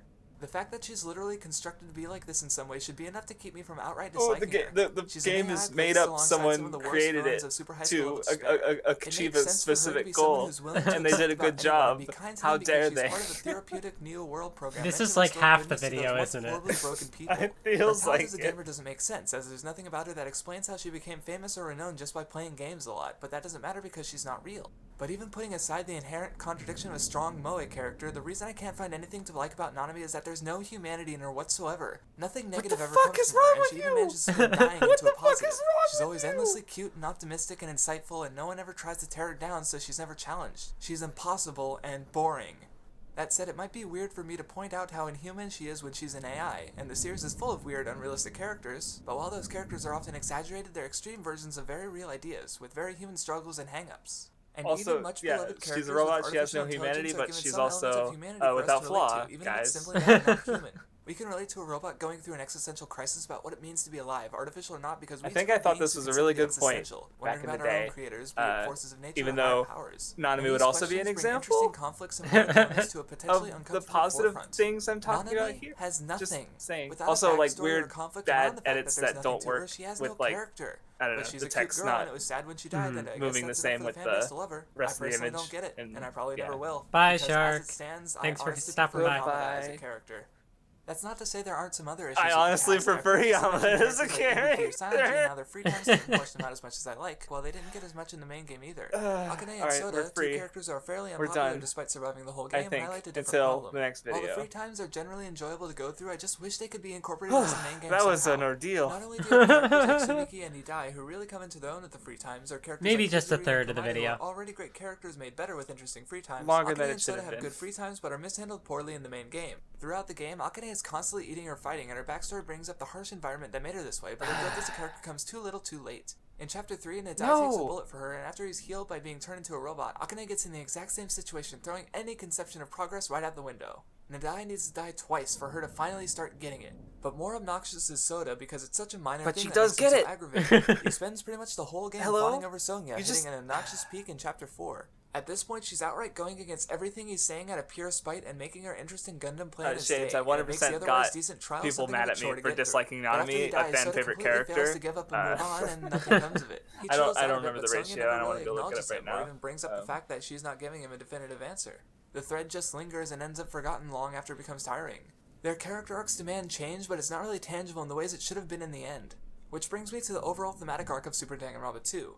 As a response to Danganronpa 1, it expands on one trend that was common in the characters from the first game in ways that the first game did not address. While the message of Danganronpa 1 hinges on the willingness to brave the unknown outside of the safe space at a school, what it fails to address is those who aren't really fit for education. Danganronpa 2 takes place on an island paradise and a building resembling Hope's Peak sits in a state of ruin. The characters are still students, but upon finding out why and how they came into the professions they did, school is largely absent. This isn't untrue of the first game, but so many of the characters in the sequel don't just seem to exist beyond school, they're outright awkward in that environment. Gundam says that something that can talk is something that can betray you and comes up with Chunibyo-isms to explain how he feels awkward about physical contact. Soda and Nidai were both awkward and nerdy before transforming themselves into what we see in game. Even Hinata, who loves Hope's Peak above all else, tells Sumiki that he doesn't really like school that much. And Sumiki is someone who found her talent through being treated poorly in life, including at school. As she let herself be harassed constantly for fear of being ignored, she turned a desire to have power over others not into more bullying, but into caring for the weak and sickly. She made something out of her circumstances, but the fact that she's so broken doesn't really imply that the fact that her talent was discovered through school is a good thing. Ibuki forming a light music club and becoming famous from that also relates to school, but considering the game starts with her band having broken up is also not a good sign. The rest of the cast doesn't mention school a whole lot, but Hanamura, Koizumi, Kuzuryu, Peko, Soda, Sayonji, and Sonya all have their talents coming from their upbringing, while Akane, Nidai, and the Imposter all discovered theirs on their own. If Danganronpa 1 was trying to send a message about the demeanor one needs to enter life after graduation, then Danganronpa 2 is about the dropouts. The climax has these characters forced to graduate by Inoshima, which will end the world. Yeah, see, it's like Naigi, the Kiryu, first and part of the Togami video, argue that they pretty should sacrifice alright. themselves by avoiding Second part of the graduation. video, Finishing school is no. culturally something of a necessity, as Third without part even of a the high school video, diploma, you're basically pretty unemployable. alright. The work needed to get an equivalent takes a good deal of time. But the school system is by no means for everyone, and the Danganronpa 2 characters fill this role. None of them need school to be successful, and going to school during their gap in memories has Enoshima twisting their problems to her needs, driving them mad to the point that they use their boundless talent to help bring about the end of the Why world. am I Hinata, specifically lacking mentioning the it like talent and this? desiring greatness, has I no wonder idea how why to achieve this in the current mentioned it system. like that. His only choice is to go through it, and if school has a tragic tendency to drain the life out of those who go through it, then this idea is satirized as Hinata becomes a soulless Izuru Kamakura. He has everything one could want from Hope's Peak, but he's lost everything that made him who he was. But in the end, Hinata comes to accept who he is and that graduation isn't for him. Even though he might not have the skill to be in the limelight he wants, he realized that moving forward regardless is what's important. That's not to say school is unimportant. Naegi and the others keep saying Hinata and his friends should sacrifice themselves, but Hinata agrees because he doesn't see it as a sacrifice. Of course Naegi would though, since he's the type of person to get something from school, and that's what's important. School itself is only secondary to the things school is capable of giving, and if you can find a path in life, self-confidence, and education from school, then by all means it's worth your time. But not everyone will get those things from school, yet put themselves through it anyway. But there are more than just two options, and though that might be scary, making a choice that fits you is the most important thing. But even with those thematic messages in mind, the ending just doesn't work as well for me as the first game. Even that's though the not true gameplay, anymore. characters, and murders are overall But, improved, I somehow don't enjoy the sequel much more than the first game overall. This Well, video might feel a that's bit also short, not true. but I do have more to say on Super Danganronpa 2, Anymore. but it'll have to wait. I'm not done with the franchise yet. Oh boy. To be concluded. Yeah, so the reason I was bothered by the ending is because I had literally just watched Danganronpa 3, and I was not happy with Danganronpa 3, and so I was just thinking about having that Danganronpa 3 in mind, replaying Danganronpa 2 and getting to the ending, like, because Nanami is really important in the ending. Sorry, I'm. Yeah, no, I'm fine. I was just trying to see if there was anything brief or interesting, but I didn't want to read too long paragraphs. So, all right, yeah, I feel like we've only been here for an hour and a half. We might go for like 2 more hours, but just warning everybody. Yeah, definitely. I know the second video, I think the main point that jumped out to me was just like, oh, it's Chiaki bad, and I was just like, why? What did she do? Yeah. No, and especially like looking back is like all my points about her were not correct, and like, and yeah, she's not my favorite character in the story or even female character in Danganronpa 2, but it's like, calm down. Also, I really like how, Mulder. like, as someone who has read like a little bit of your fanfic, I like how when you do you have like your little thing of like, here's how to write like a Danganronpa. Yeah. Right. And you're like, don't write Chiaki. Don't write flawless characters. And it's like, why? No, even like I've come around on that, and I do think like a character who's like quote unquote flawless can still contribute something to a story depending on how they're used, right? Like, obviously I'm not going to be so binary as to assume that all stories must be told in one way or another. Like, I don't even agree anymore with that about Nanami anymore. or Nanami, as is said in Danganronpa 3. I guess real quick, we should talk. Do you want to talk about the dub real quick? Oh yeah. Thoughts having just watched Danganronpa 3, because there was some discussion in chat earlier, and it's not going to come up in the video because I watched the sub both times. I don't even think it was dubbed, but Yeah. since we mentioned like we rewatched it dubbed, I guess. What did you think? I mean, like, yeah, there's definitely like some odd like pronunciations or I don't know, like Komeda or Naegi. The Naegi one is really funny because, like, you had the running joke. Oh yeah, the running stuck reference door of in the first game is a Right, metaphor for Naegi being trans, and then like egg is also like a trans term for someone who is showing potential signs of being trans but hasn't like come out of their shell yet. So like the fact that like Naegi specifically is pronounced, it's pronounced Naegi, was like really fun. I thought that was funny. And I mean, overall, like, I guess, yeah, the dub, yeah, it's just like I didn't like most of the performances. There were a couple ones that I thought were fine. Like or what's her name, Kimura, I think, the lady with the mask over Oh her yeah, face. yeah. She probably had my favorite performance in Danganronpa 3, which also does have a different voice cast compared to the games for a lot of characters.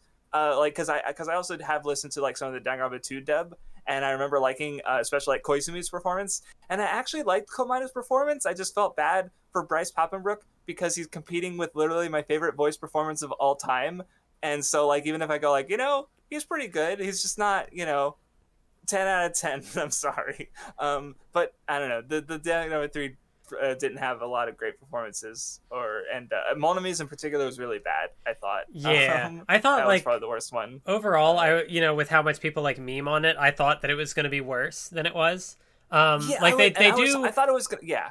Yeah, because like one thing that I like, I mean, like I feel like a number of the performances I feel like are like fine at worst. Like, and yeah, there definitely are some standouts.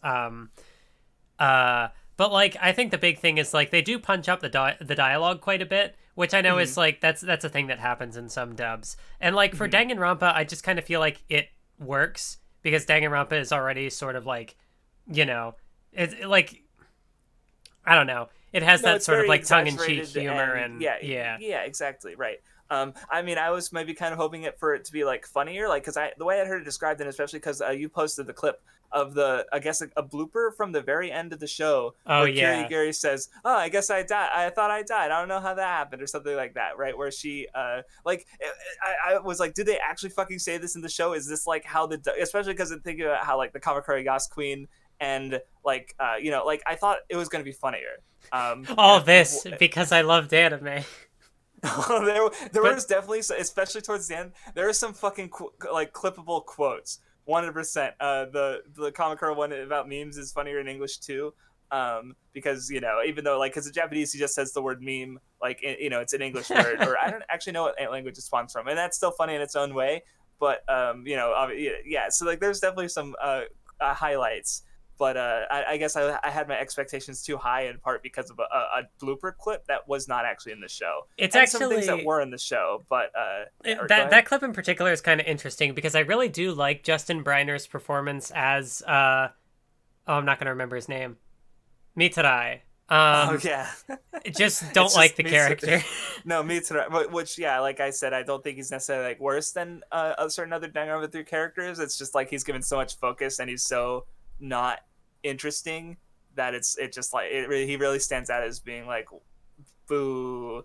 And because that's the thing is, I guess, like, because in comparison where like with the Danganronpa videos before, I get, I'm not going to say we don't have issues with the games, but honestly the video doesn't really bring, I mean it does, they bring up like the reactions or the Hangman's Gambit in the second game, but with Danganronpa 3, because we still have some issues with it, but this video is really negative.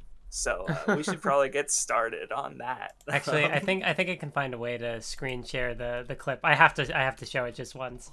That's fine. Just because I loved anime. It's so funny.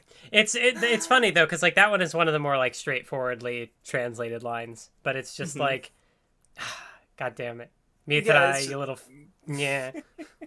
All right, let's suffer. All right. Intro never This video fails. is the final entry in a 3-part series, so I recommend you see the other 2 first. I'll be spoiling the entire franchise, so be warned. Danganronpa 3 End of Hope's Peak Academy is the aptly named conclusion to the initial arc of the franchise. Rather than taking the form of a video game or novel, it ran as not 1 but 2 concurrent anime Also, series, once again, Future chat, Chapter if and Despair Chapter. audio is While Future Chapter odd, takes place let me shortly know. after the events of the second game, the Despair Chapter takes place before the main events of both. During the runtime, information revealed in one episode is often brought up or hinted at in the next episode that aired, creating a rather unique viewing experience, as you're meant to start with the first episode of Future Chapter, move to the first of Despair Chapter, then alternate until concluding with the finale of Hope Chapter. Before its airing, Spike Chunsoft, the developer behind the games, I know that explained that guy. they felt Danganronpa 3 was a story that could only be told through animation, and this fairly unique viewing method justifies it. The only other time I've seen this in effect is with the CW's superhero shows, such as The Flash and Arrow, which occasionally cross over and reference one another, but nothing quite to this degree. Okay, well Future that's begins just the with some video exposition itself. that finally goes into the Echolocation. much-anticipated That's- I reveal of the can't- cast sorry of Danganronpa for 2 in being Despair, an helping to asshole bring in about the the end of the past. world. Should we play it at It's point Exciting, at point and this five rapid speed? firing of information No. leads to a pretty satisfying introduction.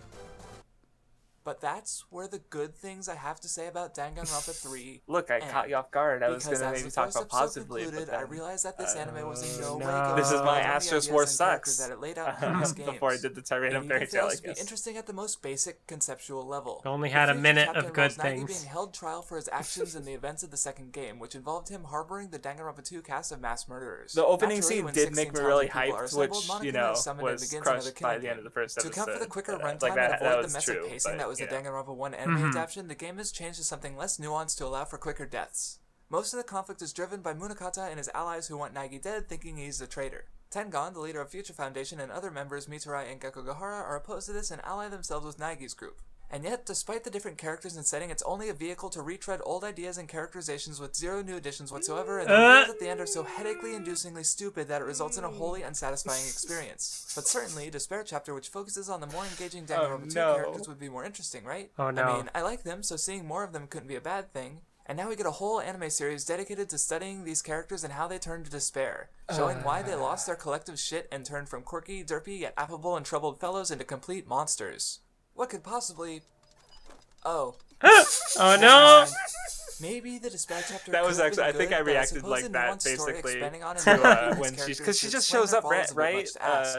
I honestly would have And been like okay with it it's not even being clear that that good, she, though, as you long know, as everyone because the was in game makes it character, but not only seem did like they she fail was even only that created as bare an minimum, AI. Despair Chapter instead focuses Yeah. on explaining anyway. what's better off left unexplained and how Enoshima destroyed the world. After introducing the students and their teacher Chisa, who joins Future Foundation later, we watch as Hinata becomes Kamakura and how Enoshima is able to twist everything to suit her needs and bring about the apocalypse.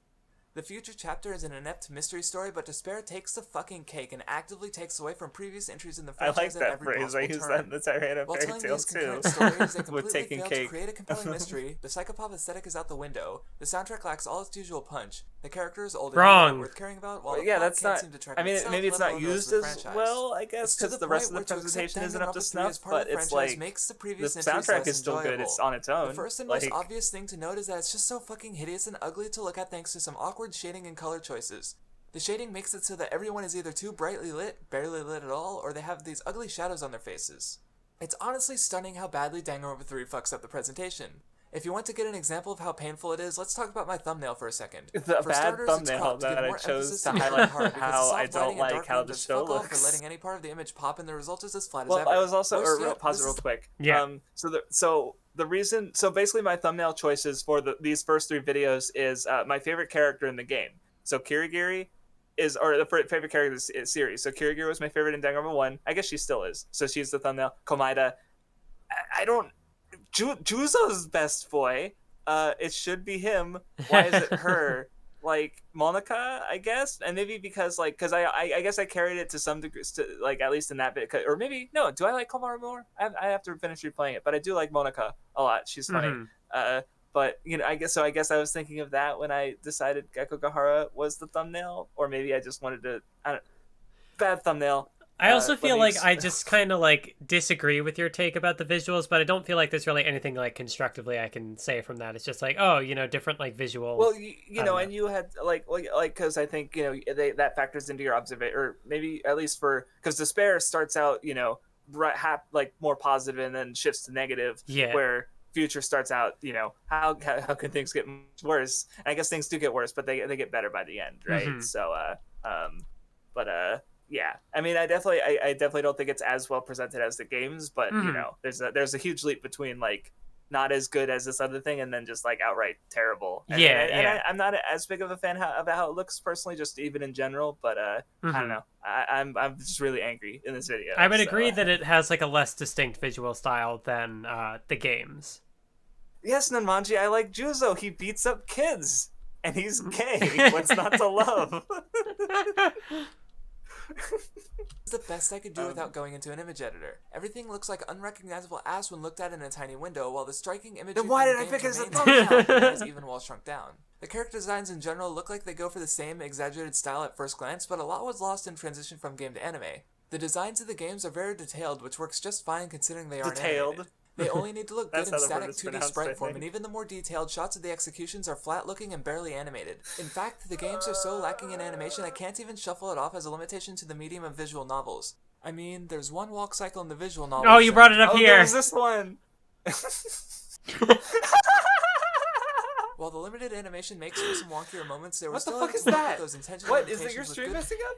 Yeah, it might be that the video is messing up on my end. Okay, We'll because see I don't. if it- I mean, Did I there's really one walk upload a cycle video in with the visual that? novels and No, I think it's just YouTube sometimes like it's goofy.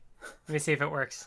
while the limited No, animation it's makes just for not some gonna. wonkier moments, there It'll was be still able back. to work with those intentional limitations with good visual direction, But it's- adding to the exaggerated flair that did the I series is actually- instantly recognizable. No, my God, that's not what the video actually looks like.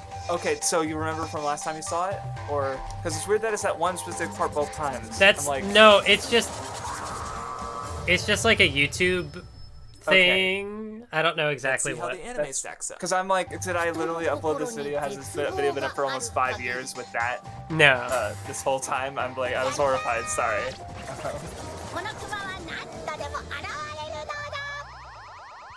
In the first game, we start off with the camera slowly descending, bringing the characters into view as the music steadily builds, creating a sense of anticipation. I like how because As it's the slowed music down, speeds up, the camera actual like zooms frame forward. rate Monokuma stutters jumps up because into frame I just was as the recording camera this on reaches the a podium and the music potato. hits its So I've peak. become the- more the amplified. the interlacing. Lyrics add to his playfulness and him Yeah, landing it's a sync bad. to the Like, end of the it's music's just high points. After that release, it stops. The music coming down as Monokuma sits still. Yes, the microphone none. I feedback fear adding to the 2017 amusement that might Craftsdwarf result from power. the convergence. Uh, In Danganronpa 3, most of the music is Or he was accompanied by a talking about blank something else, screen, which but, switches on a few seconds before Monokuma shows up.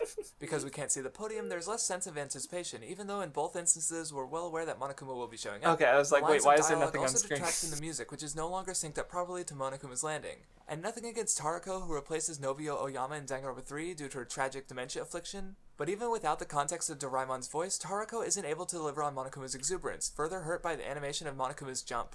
And because it's not done by motion tweening, the result is not as exaggerated, lacking Monokuma's usual character. The whole show is just so janky, helped along by mediocre editing resulting in anything that isn't characters talking looking Awesome, I just said laughable. mediocre Even the editing talking without is just showing boring. examples. The games had far more of it, and while the sprites were mostly static, the Just take what I cinematography during the say trials was at simple face but value and effective, don't think zooming about and it. panning with every Something line that of I action. also thought about, when you have the observation about like the different VA doing Monokuma, I'm also just thinking like you made this before V3 was out, so like you wouldn't have had like a whole game to really like Right. hear her performance as Monokuma. Right, and I haven't replayed V3. I still, I think her name was Nobiyama. The original voice is still my favorite Yeah. performance of Monokuma, but I'd only would have heard it in. You're right. I only would have heard it in Danganronpa 3 and not a full game. Mhm. Because even in Ultra Spare Girls, which I believe was out at this time, of course it was because it was referenced in Danganronpa 3.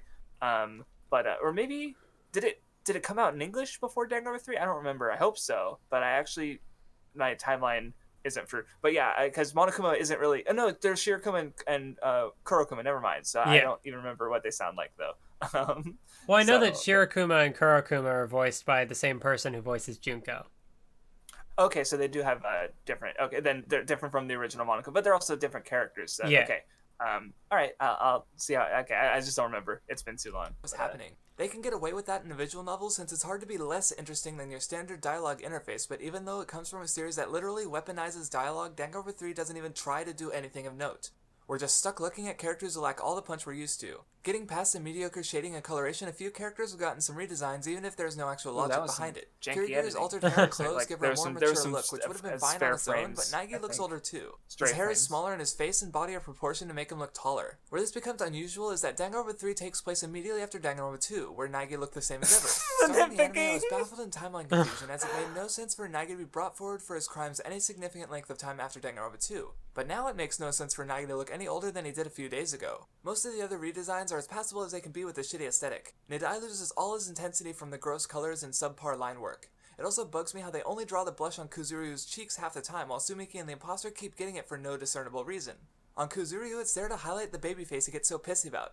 On Sumiki, character design changes are a relatively small complaint, That sure though. was... They needed okay. to change for the adaptation to work since the detailed sprites just would not animate well, but these designs don't animate well either since everything's so stiff and flaccid. Combined with the weak editing and sound direction, the action scenes are all shit, unless you enjoy seeing 2 seconds of action The before cutting away delivery to something made me else. laugh, sorry. But there are plenty of other presentation issues that take away from the experience as well. Like in the Monokuma reveal scene, the soundtrack is never really used to the same effect as it is in the games. The opening and endings aren't the worst thing. They're They're good! just generic, song and visuals included. What? They have the characters falling to show So- how helpless what? they are. What? Oh my god. Petals Oh falling my god, to I'm represent getting the mad. Oh fragility my of god, life. now I'm So getting mad deep about this dumb and painful. motherfucker. Like, I also found you the know... shots of character deaths to be a bit obnoxious by the end of the show. Some of them are Obnoxious? clear visual I thought references everything to what was happens, obnoxious but not 'cause I was all mad of them, about so the the whole show. thing comes off like That they're has trying nothing to to do with say the it won't opening be itself. predictable and tired as fuck when the character actually dies, which is just not the case. But as I said in my previous videos, the soundtrack of the games is something I really enjoyed. You know, both I'm the tracks surprised you themselves didn't and mention well how they're used in games. the But there are despair so many ED scenes where it deifies just isn't used Chiaki. at the level needed to have any effect. When the Give dead it a guards fall minute. out of the closet, the body discovery track is used, but nothing about the editing or cinematography makes it remotely shocking in any way. So it just feels grossly out of place. Another terrible example is when they use the music from Sumiki's execution during Despair, during a scene that just happens to have Sumiki, and it's a song that happens to have vocals. Vocals that don't add to the scene at all, except to remind you of the weirdest execution scene in any of the games. Having the familiar soundtrack play over a medium it wasn't intended for just reminds me of how dreary the experience of watching Danganronpa 3 really is. The reason that Danganronpa 3 fails to live up to the games is pretty clear if you look at the credits. Kazutaka Kodaka, credited as the main scenario writer for the visual novels, only I don't even did know the if this general is correct scenario because plan I was for basing off Danganronpa of 3, my while scenario my and series emulator, or no, composition was I handled guess by Norimitsu yeah. Kaiho. Kodaka may have Okay, not contributed my to the MS, overall but idea, but he didn't AIDB, have nearly as much influence here as he did in Danganronpa 1, 2, or Ultra Despair Girls, and it shows. Not to say it's perfect. Aside from the issues on previous games I've brought up, Ultra Despair Girls was just kind of meh. But even though the Wait, why is there, did I the just say levels Ultra at which Despair Girls Danganronpa was 3 meh? sinks shows such a basic Yeah. misunderstanding Alright, I of the gotta source throw some material. I hands. can't understand why anyone thinks this I don't know is how okay. I feel about it on the replay, but I expect to like it. Ad break. No. I like that part 3. Was there a part 2? Oh, right, because I think the whole thing was that, like, it's Danganronpa 3, so Plus, it's as like much all on of it is aesthetic part and 3 because I'm presentation as I trapped in care to, but Danganronpa I've Hell really or only something like barely that. touched on the characters and plot so far. Some of the direction Danganronpa 3 went with these characters just ruins them. It's actually pretty impressive because not only do they ruin characters I like, but they actually manage to take characters I didn't like and make me hate them even more. Take Enoshima. She's one of the weaker parts of the entire franchise. No motives, no personality, 2 good things about her. But in the games, I get because of how she was forgot used. about that. She only showed up during the climax to act as a video gamey final boss, created and designed both to allow the series to happen in the first place and to be defeated in a big climactic showdown. I still don't like it. I just tolerate it because it allows for things I liked anyway. But then, Despair Chapter has the fucking audacity to inject her into the story and Audacity? actually have her masquerade as if I she's use an that actual program. character. If it wasn't already obvious how problematic she was in regards to the setting, it's only heightened as the world breaks down around her. And not in a cool, trippy way, just in a way that makes you wonder how she could have possibly succeeded at all. Her introduction scene involves her committing random acts of terror, cementing the idea that this is a world where she can do whatever she likes with no repercussions unless you have an Ohoge. Sure, she's causing despair or whatever, but it's not even interesting. She's just dropping grenades at unspecified targets and not even bothering to take a look at how people react, which would be her whole reason for doing it. You know, to see the unpredictable reactions of someone in despair? Then later, when she busts into a Hope's Peak facility to meet Kamakura, the most heavily guarded secret of Hope's Peak, despite leaving a trail of bodies in her wake and being knocked out, Mukuro is able to clean up everything. The only reference that it even happened was Security Chief Sakakura commenting on how people have been vanishing. The world doesn't know how to interact with her, and this is exactly the issue previous entries averted by not giving her any focus at all, merely utilizing her for the plot device she is. It's not good, and I don't really like it, but I can future tolerate video that. foreshadowing. Not this. To keep going on characters I don't like, you have Nanami. I hate her because she's perfect and boring, and even though it makes sense for her to like humanity as an AI, this aspect isn't really used to add to her character at all. Well, that just flew out the fucking window now that she's templated off what was supposed to be an actual human being. So, how did she become famous playing games? Oh, Is no. she big into esports? Speedrunning? Nope, she's just a cute girl who plays games. That's super high school level, isn't it? This works for an AI who never actually went to Hope Speak, but here it highlights just how shallow her engagement with games really is. Gundam formed his whole life around breeding animals. He has a bunch of assistants who care for his pets while he's gone. He's deeply appreciative of life, yet distrustful and awkward around other humans to the point of going full Chunibyo to push them away. We only ever see his 4 hamsters, but his talent, personality, backstory, and thematic relevance are all layered together in a fun, goofy package that is undeniably the super high school level breeder. Nanami plays games from different genres. A lot. What drives me to pulling my fucking hair out is that her obnoxious quality of everyone That loving was her funny. for being pure and Little perfect is screen taking cap, I up to guess. fucking 11 Not here. what I was At first saying. they try to give her some actual character with her having no friends, but this is literally resolved halfway into the exact episode it's brought up. Can't have people not caring about Nanami for more than 3 fucking seconds. Isn't gamer can a we? flaw in The show itself? goes so far out of its way to declare that it makes her DR2 Oh, you did bring it up. After a pot of food is spiked with an aphrodisiac, getting everyone in the class heated, we conveniently avoid seeing pure and sweet Chiaki being tainted while the other characters like Sumiki are slutting it up. Even though she wasn't above saying lewd things in the games, but of course she shakes it off the fastest so she can save the day. This is ultimately what causes I'm everyone so to fall in love mad. with her, voting Oh her my as the class God. representative because everyone's so lost and helpless without this angel in their lives. But wait, there's more.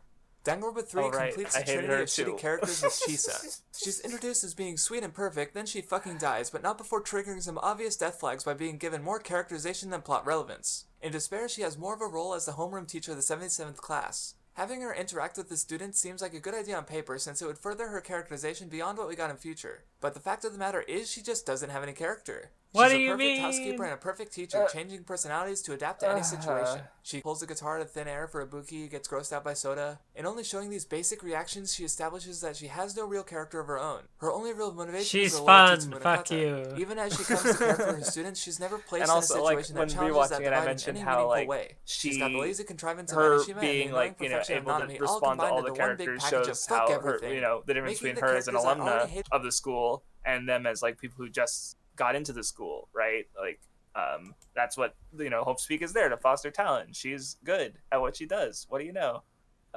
I also like how you use the the hand flipping him off again.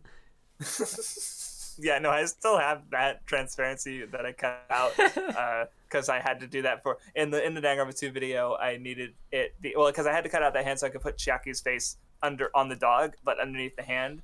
And so yeah, I ended up keeping it and using it later. Hated yeah, keep worse going. is bad enough, but making the ones I actually did kind of like is where it crosses a few fucking lines. Let's keep count. Oh no.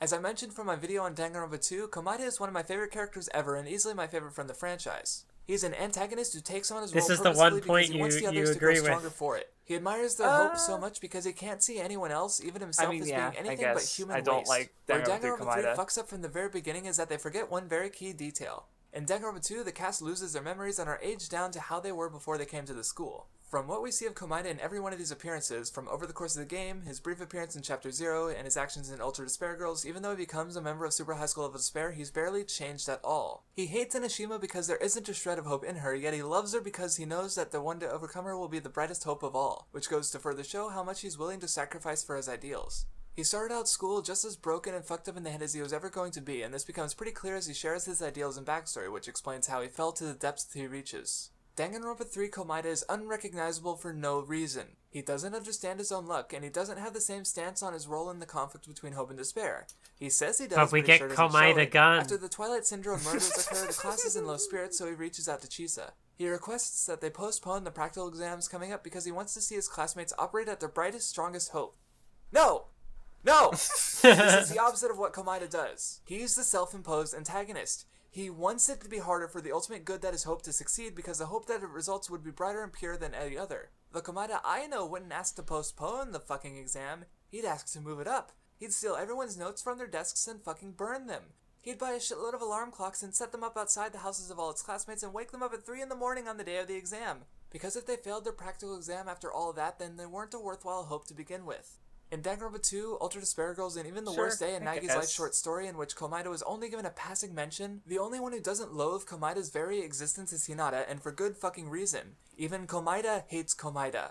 But by removing the aspect of his character that everyone hates, it completely ruins everything. In Danganronpa 3, everyone gets creeped out by Komaeda because he says weird, nonsensical things about hope sometimes. Or more likely, just because everyone's supposed to be creeped out by him, even though they make no attempt to justify it. But not only do they fuck up Komaeda's attitude towards his luck, they make no attempts to be consistent with what we've seen of luck in the setting so far. Danganronpa Here only we uses it for sheer fucking plot go. convenience, and half the time they just forget the mechanics of it, even though he so concisely explained it to Hinata personally. You know, before he mentioned he had fucking brain I do cancer and still was think only that's supposed weird to live a year, and yet not, 2.5 have passed by the Hope chapter. interesting how Guess they his handle cancer it, just but fucking whatever. magically vanished. How lucky. I'm not mad, At the at very least. least, they do get his luck mostly right when the practical exam he wants to stop gets cancelled when everything gets fucked up for his upperclassmen. However, in the games, Komaeda utilizes his luck knowingly as a tool, but here his luck just leads him to the outcome he wants without any meaningful input at all. He's not a mad genius with faith in the quirks of fate surrounding him. He's You a don't bumbling like- idiot who stumbles into his goals. You don't like However, reality putting warping, aside the fact that Komaeda? it doesn't fit his motivations from the games and the dog growing to a giant size, straining my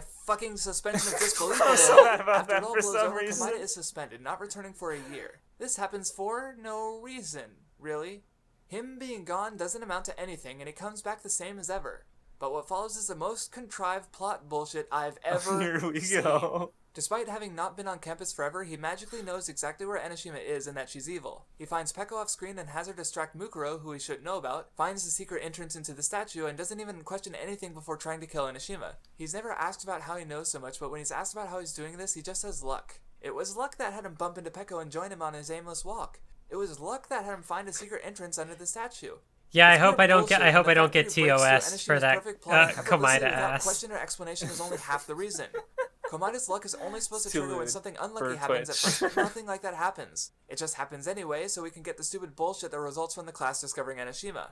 What makes all these fuck-ups even worse is when you factor Naegi into the equation. Despite never having a reason to have faith in his luck, he suddenly believes in himself at the start of Future, right before more unlucky shit happens, so whatever. However, at the end of Despair, there's a scene where Enoshima mentions that she can predict Komaeda's luck, but not Naigi's, even though I think it make a pretty good case for both of them being the same types of luck. It only breaks when you see all the bullshit in Danganronpa 3, but the result is that remember her Naigi's mentioning luck that is she the same couldn't as predict Komaeda Komaeda's describes, luck. but it's Komaeda who's unpredictable since he no longer Or needs an unlucky event otherwise, to happen or first, anything about making her. I Enoshima's don't know. analytical diagnosis dead fucking wrong.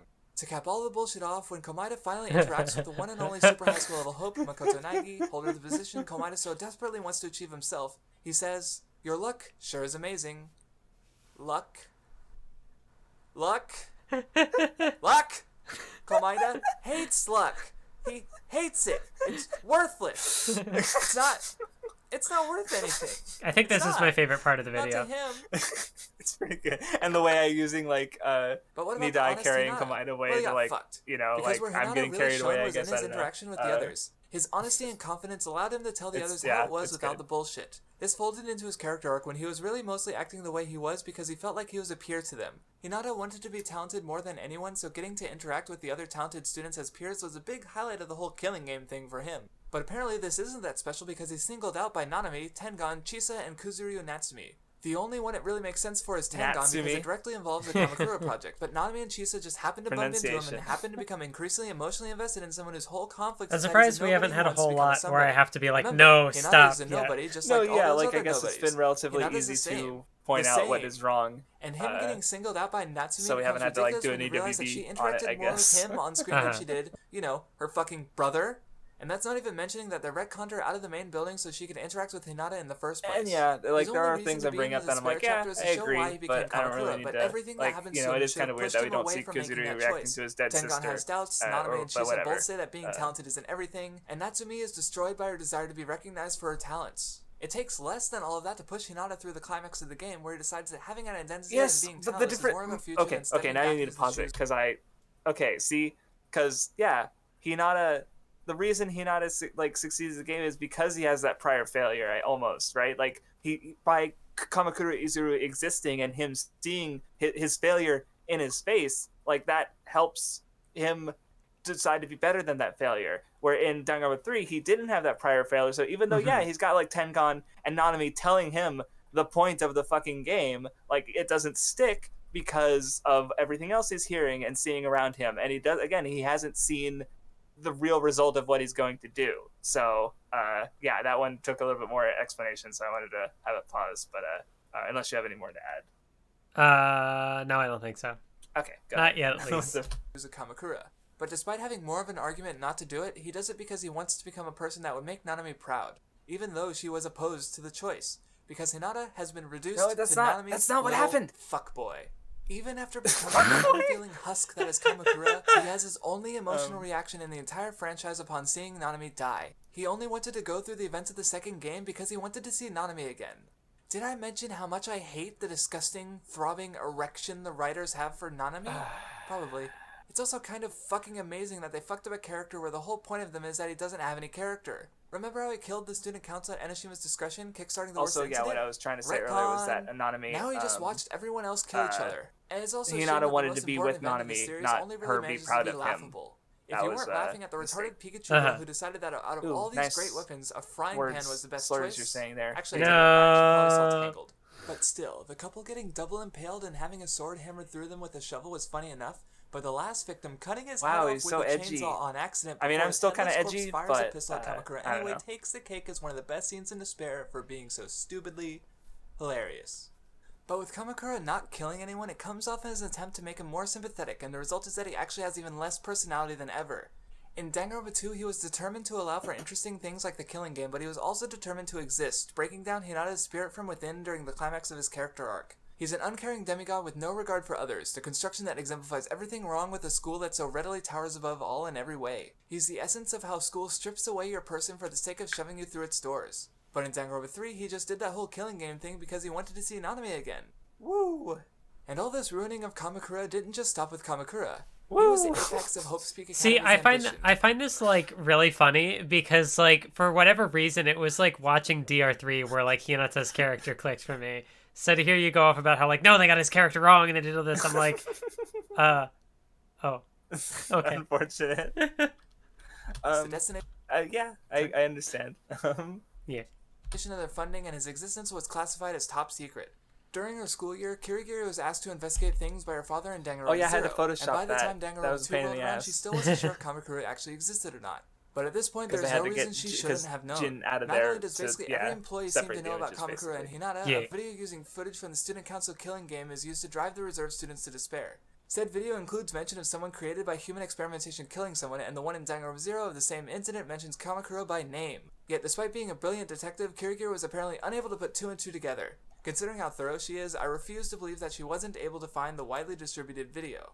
Excluding the fact that half of Future Foundation could have Yeah, told her it's about almost it, like maybe if they Nike shouldn't have knew who he explained was, he it, would I have had some guess, second yeah, thoughts but, about bringing him into the you know. Neo World program where he injected the Enoshin Whatever, AI. they did. But I guess It that turned wasn't out that alright in the interesting. end, Oh, well. in the most unsatisfying way possible, keep with bumping my Hinata mouse. keeping both his identity It's- and his I talent as noticed you're Kamakura, doing rendering something over any there. weight of his choices or thematic relevance to his character from the second game absolutely meaningless. Oh boy. Nice fucking job. Oh right, no, I remember what I had a problem with. Pause it real quick, because it's like, or maybe I mentioned it, or maybe I did mention it and I was just not paying that much attention, or I mentioned it later. But it's just like, oh, you know, his whole point at the end of the game was that he gave up his talent and wanted to live as Hinata, but then he has his talent again anyway. And that's like, because if it doesn't matter, then it doesn't matter, right? Like I made this same kind of point in Fairy Tail, the tirade, and I responded to it where it's like, oh, you know, blood doesn't matter, but Fairy Tail sure does have all these characters with blood relationships. But it's like, if it doesn't really matter, then however, like, so if it doesn't matter whether, you know, Hinata is, you know, like he made the choice to leave the game. After that point, like, that's the important part. It doesn't matter that if he still has Kamakura Uzuru's powers, right? Like, he's living as Hinata, and yeah, he happens to have Kamakura's abilities. Like, it doesn't matter. So why are you acting like it does matter? I don't know. It's missing the point a bit, I think. So yeah, I just wanted to fully establish why I was wrong. Go ahead. To take a break from characters from the previous games, let's talk about some of the new ones. Because there's no way... Oh, boy. Actually, fuck it. Fuck that sarcastic, it can't be that bad, can it? Crap. Is anyone actually surprised the show sucks at this point? Jesus.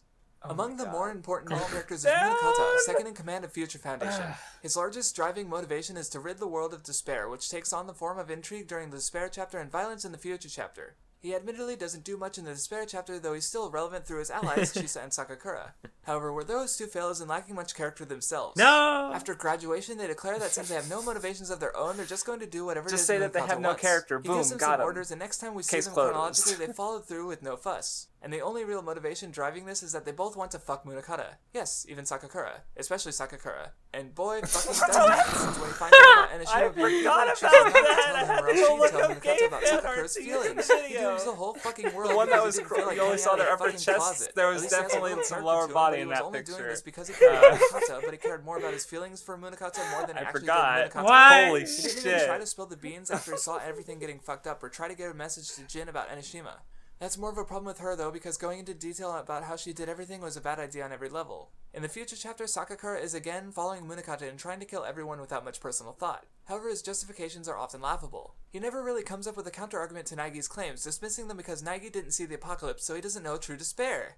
And Naigi ultimately breaks his resolve down anyway after Kirigiri dies, putting them on the same level with dead girlfriends, making Munakata finally see reason. I mean, go ahead, Munakata. Just ignore that Naigi's the only one of the two who actually went face to face with Enishima, the embodiment of despair herself, and already lost people important to him before that. He also kept rattling on about how this is reality, not a game.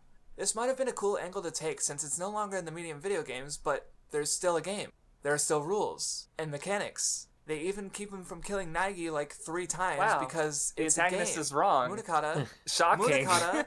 And the part that just fucking kills me is how he keeps going on about platitudes. A platitude is a word that said so much it just becomes literally meaningless. just And he's not actually explaining why wrong the because the bad guy series is really wrong. has made hope and despair into platitudes. Before you Except at the same realized that time, he he was still wrong. uses the words hope and despair to get his ideas across, but calls them platitudes anyway, reducing the meaning of the word. In other words, he turns the word platitude into a platitude. Moving away from Munakata and his Blue Ball Brigade, there's Ruruka. Okay. This video is funny. At least, like, holy shit. Oh my god, where did that go? I mean, it's really mean humor, which is probably why I don't do it anymore, because I try not to be mean-spirited, and I try to be respectful, whether I'm talking about, like, art or another, a person. But, it is funny, and I can't say that it's not, because holy shit. Well, yeah, like, before we move on to these 3 characters, like, I did want to say that, like, why I thought Munakata was interesting, going through DR3 for the first time was that, like, he has this whole thing about, like, he has to eradicate, like, all despair. Like, to have a hopeful world, there can be no despair. And Right. so, like, the way that he, the way that he, like, conveys like those ideals or like tries to act on them is to like kill everybody, which is to say that like the logical endpoint of his ideals is just nothing. If you have a world of hope with no despair, there's nothing left. And especially the fact that like the 2 people closest to him succumb to despair. Blue Ball Brigade. But yeah, like Sakakura with like the thing with Junko, and then like obviously Chisa has like despair stuff going on. Right. So it's like even the people who were like closest to him like had despair. Like they weren't free of it either. And like the whole thing with this character sort of culminating with like with Kyoko quote unquote dying, like Naigi experienced like this despair, but like still He overcame it, right? yeah, like he was able to live in a world without Kyoko, like theoretically. Of course she's not actually dead, and that's but that's another problem, or there's something else to discuss, right? but like topic. with Munakata, like the people closest to him were like part of his hope, and so like to live in a world of despair, like would he, or to have the like the world of hope free of despair, like the big sticking point at the end is like he and Naigi both lost somebody close to them, but like but yeah, Nike still held on to his platitude, so to speak, where Munakata was, yeah, because prepared it's to like literally kill everyone. Yeah. yeah, it's like would he want to live in a world without Chisa in order to like realize his hope or like his vision of hope? And the answer was no. Right. So yeah, like I don't know. I thought he Yeah. was an interesting antagonist. But I wouldn't have given any credit to anything that the series did well, except that outside of the first minute of this video. So if I even picked up on any of that, even if I did, I probably would have found some like hand wave to dismiss it or whatever. So yeah, Munakata, good actually. but I mean, like, yeah, are there funny things about him? Absolutely. I like his like edgy flame sword, and he gets the evil eye. Yeah, he literally has a demon eye. Gundam would be envious. Like, it's just, yeah. All right, we can keep going though. On these three. Well, I know you had also said did I mention something else? Juzo Best Boy. Did you have anything more to like elaborate on that, or no? Like now that we're actually, maybe it's just that.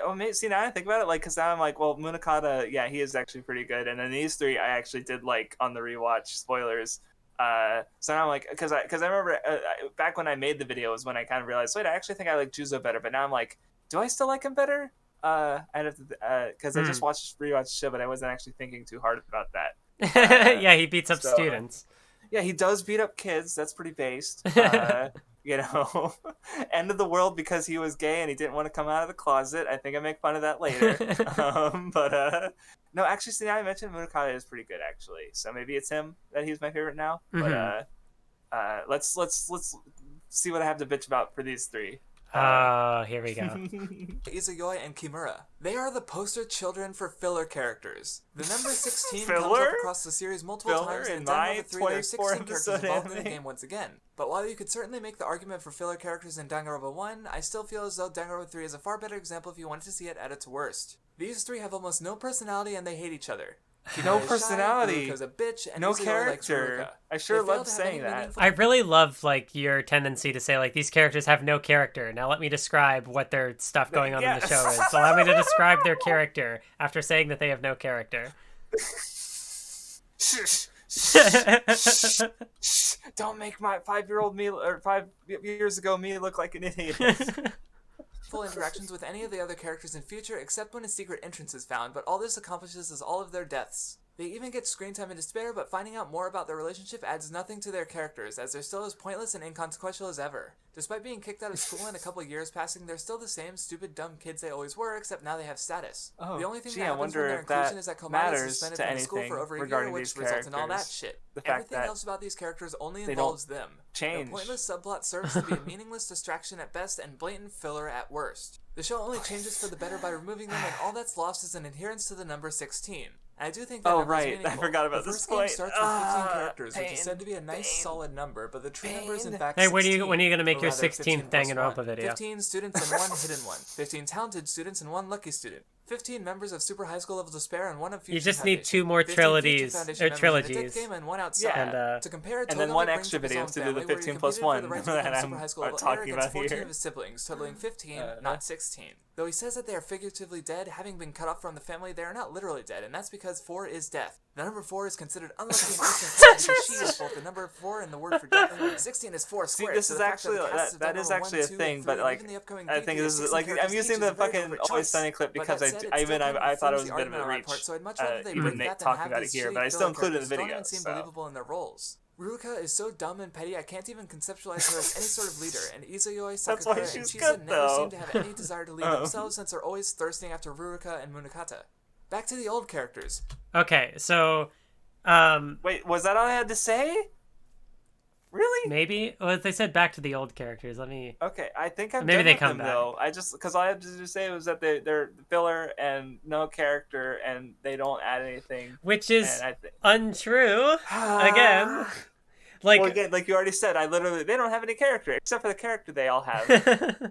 yeah, because Okay, nice going, idiot. yeah, because like what I thought was interesting about those 3 characters is how like with Ruruka, she has this whole thing about like she has like trust issues, and she's like paired up with Seiko Kimura, who is like, you know, all she wants to do is like help people, and she'll like sacrifice herself to like extremes to, you know, help other people. And so you get these like contrasting dynamics of like the one character who Yeah, they're like inverses and extremes, so which is part of why they work well together, but also why they split apart. But they have their character though. Sorry, keep going. but yeah,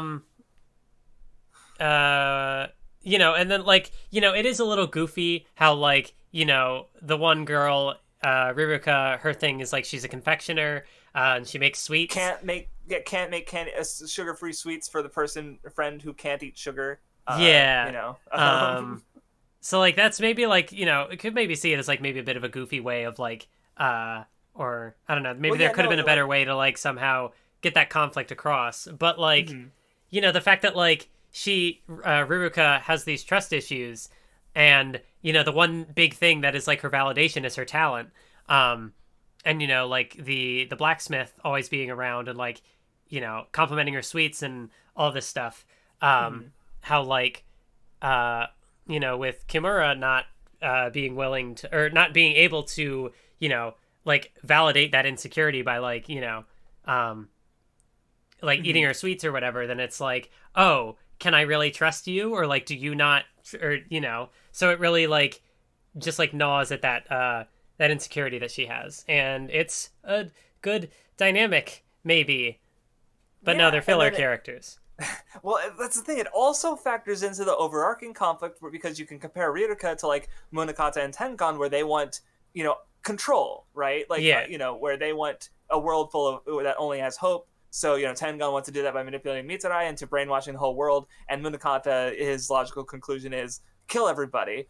So Ririka also wants that control, and then you sort of see like, Kimura is a character who like she can't function under that control, which I now that I think about it, you can also read that sort of like control into like, or just like fitting into the systems in place with like the Danganronpa 1 cast versus the Danganronpa 2 cast, or the Danganronpa 1 cast didn't work with Hope's Peak, right? They kind of have, or the Danganronpa 2 cast didn't work with Hope's Peak, so they have to, they even end the show leaving the society that they're not fit for, basically. Where Izuyoi, he's basically like, he is a perfect fit for, the sort of what the rules that Ririka has in place, but he still ends up dying once like it suits her, basically, right? And he kind of I think he more or less accepted it, but he did accept it, yeah. But so it's like, and like even to the point how, right, that Ririka, it shows how Tengan and Munakata's ideals just don't work, and keep through trying to absolutely control everything through the other two characters. And we keep going. But yeah, like, and it also like works with Ririka, how like even the one person who she could trust with everything, she eventually like couldn't even trust him. And yeah, I don't know, they're good. And having that like conflict, like that to me is the point where like, see, like the thing with Future and Despair Arc is that I feel like they kind of have these like inverting sort of like paths of like enjoyment. Like Despair Arc starts off with fun and cool stuff, and then it kind of like goes off the rails, whereas like around the same time, like Future Arc starts off kind of slow because it has to like establish all of its stuff and the characters and the mechanics and whatever, but then like around the point when it starts focusing on those three characters is where I feel like it starts to kick up and really start digging into what it's trying to say. And I don't know, it's cool, and they're good. Also, real quick, if someone in chat redeems a uwu, do you have to say it? Yeah, I did see that. So I'll also say an uwu. It's 2 for the price of 1. I didn't even think about me saying it, and I realized after I said it's like, shit, I just gave that away for free. And I said something that I never would have said normally for free. No! So yeah, 2 for the price of 1. All right. Who did Danganronpa 3 fuck up today? How about let's get into Naegi and how he's saying the same old stupid shit he did in the first game. All right. Now, I will point out that his character arc was static. I'm out of water. He holds on to his beliefs over the course of the first game, though they are reaffirmed and strengthened. Water is However, important, static arc doesn't Craftsdwarf. mean there's zero change. It's kind of like breaking a bone. It heals stronger than before, but it's still the same bone. But you wouldn't be able to tell that watching the show because Naegi's still saying and doing the same old stupid shit. If you didn't laugh when Naegi pretended that no one will kill anyone, I'm not sure what to in the say first because video that he has a wrong static time and character time arc. Again. It's less like it's said because he actually believes it, more like it's being said because that's the thing Naegi is supposed to say. His character arc in Danganronpa 3 is more or less telling Munakata he's done. After that, he does pretty much nothing, despite getting as much focus in the opening of Hope as Hinata, implying they're of equal importance, but his role in the story at this point is pretty much over. However, while he regressed in his thoughts on Hope, he didn't know when it comes to his luck. You had a pretty good point about how, After whining about his the fact that, like, Naegi gave the Danganronpa 2 cast a second chance, so even if he doesn't directly do anything in Danganronpa 3, like, his will, you could say that his will is still being acted out through Hinata because, which is so, and I mean, it would have been, I don't know what he could have done also, like, because at least that way that opens where, like, oh shit, they're both together and they're both acting, and then, Naegi kind of doesn't do anything. Like, that's a little bit of a shame, but, it's still fine. It's fine. Whatever. Well, I also felt like, like, obviously there's that element to it where, like, the people he gave a second chance were able to, like, kind of like his hope was fulfilled or whatever.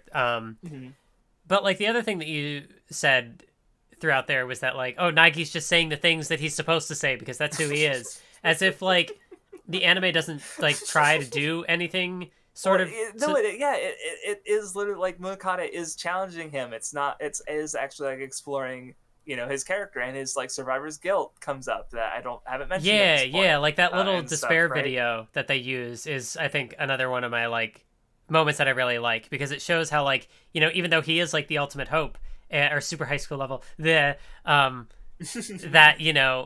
he still has reason, like just because he survived the killing game or whatever, like there's still like, like the despair is still, he still has despair. It's just like, right, he's not saying these things because he's like naively optimistic, like or he's not extremely to the point that Munakata, he's not what Munakata sees him as, right? Like he's saying these things because of what he overcame, he's hold on to who he is, after what he overcame, right? And then but Munakata doesn't really understand or believe him until he's able to overcome directly what Munakata hadn't. His bad luck in Danganronpa 1, he's suddenly confident about his good luck in Danganronpa 3. This is almost explainable considering how he might have learned about his luck from Komaeda, but Enoshima claims his luck is different. But what really hurts his character arc is a lack of meaningful conflict. Munakata is the attempt at this, but he's hard to take seriously, and his resolve is shattered instantly. I don't need to He belabor chides it, but we Naegi literally for just thinking said words that work all the he time, has even though the conflict. game series is literally built Munakata on the works idea for of that, using words as so. weapons. In fact, he is swayed away from his strong resolve, a resolve so intense that it captivated Chisa and Sakakura, by words. From a child. Also closely tied to Naigi's Kirigiri. The point Her happens changes from the at first the game are small, but she is a bit more characters. optimistic, continuing to trust in Naigi to the point of dying for him. However, if the whole point of Naigi's character is to show how hope can spread, killing one of the characters it spread to was not a good move. Wouldn't it have been more meaningful if Naigi had been the one to die? His friends would have had to resolve the situation on their own, carrying on his torch. It would have also been a nice juxtaposition against the 77th class, who lost their hope in the form of Nanami and lost their fucking minds. But that would make Nanami look bad, since we can't have Naigi being more influential to the characters he interacts with than Nanami is to the characters she interacts with. Even though that's his whole fucking thing. Except she didn't really die. And she didn't really expect to. It turns out that Kimura had an antitoxin that could nullify the poison from the bracelets. Putting aside that she didn't use it herself despite having trouble because of her rule, Kirigiri knowingly used the antitoxin, didn't tell anyone, and let herself die so that Naigi could use her death to grow and talk Munakata out of his zealotry. She says that she trusts Naigi, but she sure doesn't show it at all with this horribly manipulative scheme of hers. What a fucking didn't she do it bitch. because she trusts Naigi? And then there's Hagakure, who has no reason to be there aside from being the 16th character remotely she knew involved he with could overcome events. her He's death. trapped outside the whole time, and we keep cutting to him for some yeah, I don't know. The whole thing with her living is kind of dumb. No, yeah, I agree. It becomes worse when his character It's arc like, is completely thrown out the window. At the end of the first game, he decided that relying on his shitty predictions was dumb, and he decided to have more hope. In Danganronpa 3, he's still making dumb predictions and relying on them because it's Hagakure. Not good. We can't let the audience forget about him, even though we aren't doing Yeah. jack fucking shit with him. Anyone else? Oh yeah, Mukuro shows up. No. I heard you wanted Mukuro to get more screen time, huh? Monkey's paw curls, yeah. I went for the easy, low-hanging fruit there of, complaining about everything I wanted to. Yeah, I can't blame you for this one. Yep, that was pretty much it. Her entire characterization in Danganronpa 3. Anoshima's slave. Yeah. What? She barely changed any. Speaking of Oh Naigi, no, let's that was Because mean! if this wasn't obviously a hint that there was going to be some fan service, this should be. In the middle of Future, they just take a whole episode to wank off Ultra Despair Girls. I didn't really talk about it in Why the is series, that? but it's What?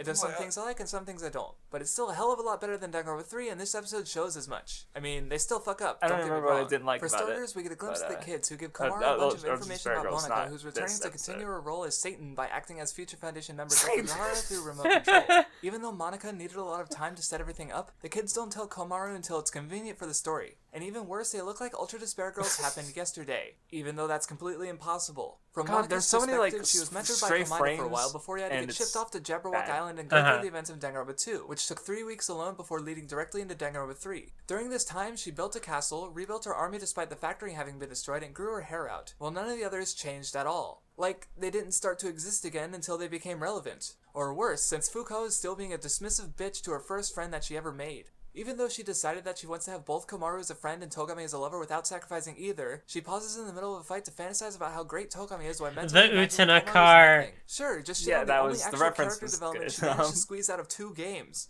Fuck! She has more screen time over the course of the series than anyone but Monokuma, and she actually walked away from Ultra Despair Girls a better character for it. Than this. So, after a bunch of fighting, they get to Monica, everything building up into a huge fight. I'm ignoring the fact that they misrepresent a few mechanics from the game, and Togame was about to explain why there was so it's much not Monokuma exactly the despite game. factory being destroyed before being interrupted, but whatever, they clearly didn't care. And right as shit is getting real, Monica gives up because she's bored and gives them the information they need before dropping some ominous exposition and fucking off to space. And honestly, this is my absolute favorite part of this fucking trash. Let's It still go. creates some gaping holes in both plot and character. Despite saying she doesn't care, Monica sure put a lot of effort into rebuilding her army, killing Gecko Gahara, and infiltrating Future Foundation coincidentally at the same time Tengon was masterminding his own plot. The reasoning is actually pretty funny. Komaeda creeped her out so much that she decided, fuck this hope and despair nonsense. This does happen to kill what character she had, since the thing about Monica, as shallow as her characterization is, she actually has characterization, which is more than I can say about a certain other main antagonist. Actually, Stop her motive to be like talking Ashina about actually kind of pissed me off because she was more characterization. I'm gonna entertaining than her find from you. day fucking one.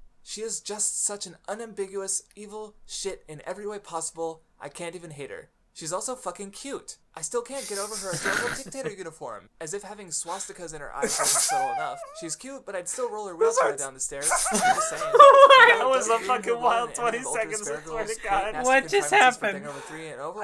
Okay, pause it. Let's summarize. Okay. Cute dictator, swastikas in her eyes. I would still push her down the stairs, though. Like, you got fucking, like, based Holocaust, ableism, what the fuck?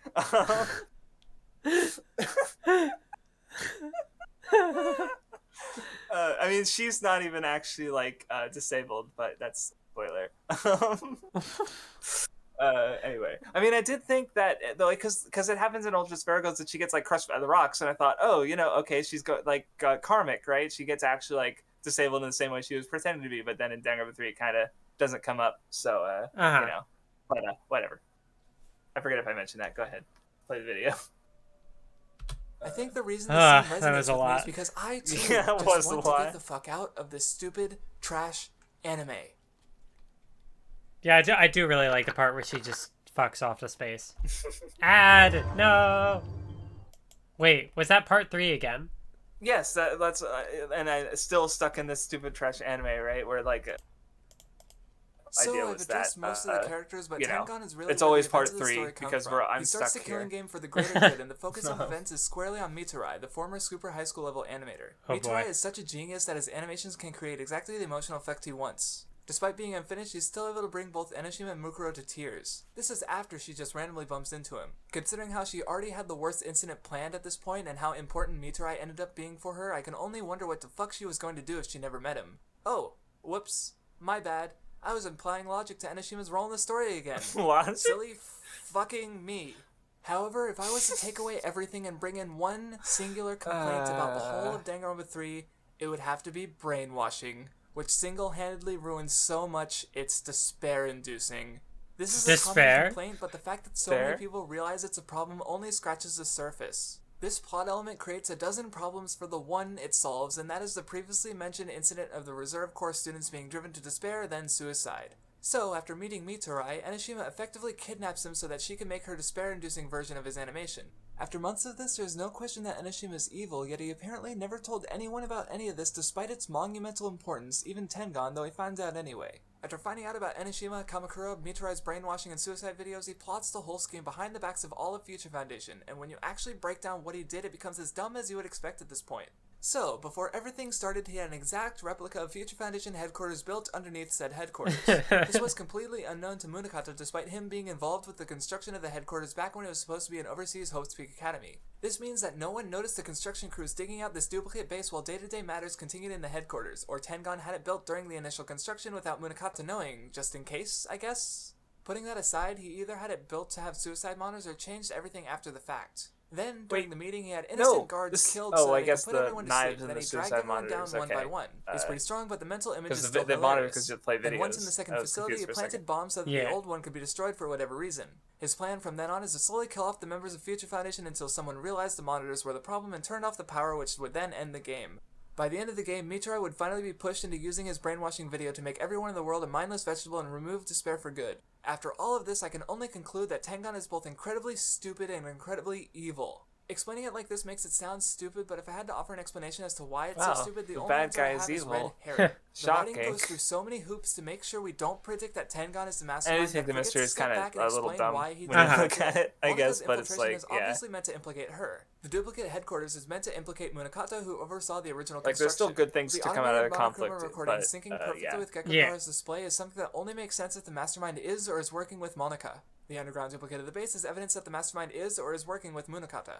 None of these options is the case, and no attempt is made to justify the discrepancy. And contrivance aside, Tenkan started a fucking killing game for fuck's sake, and we're supposed to believe his intentions are positive and intent?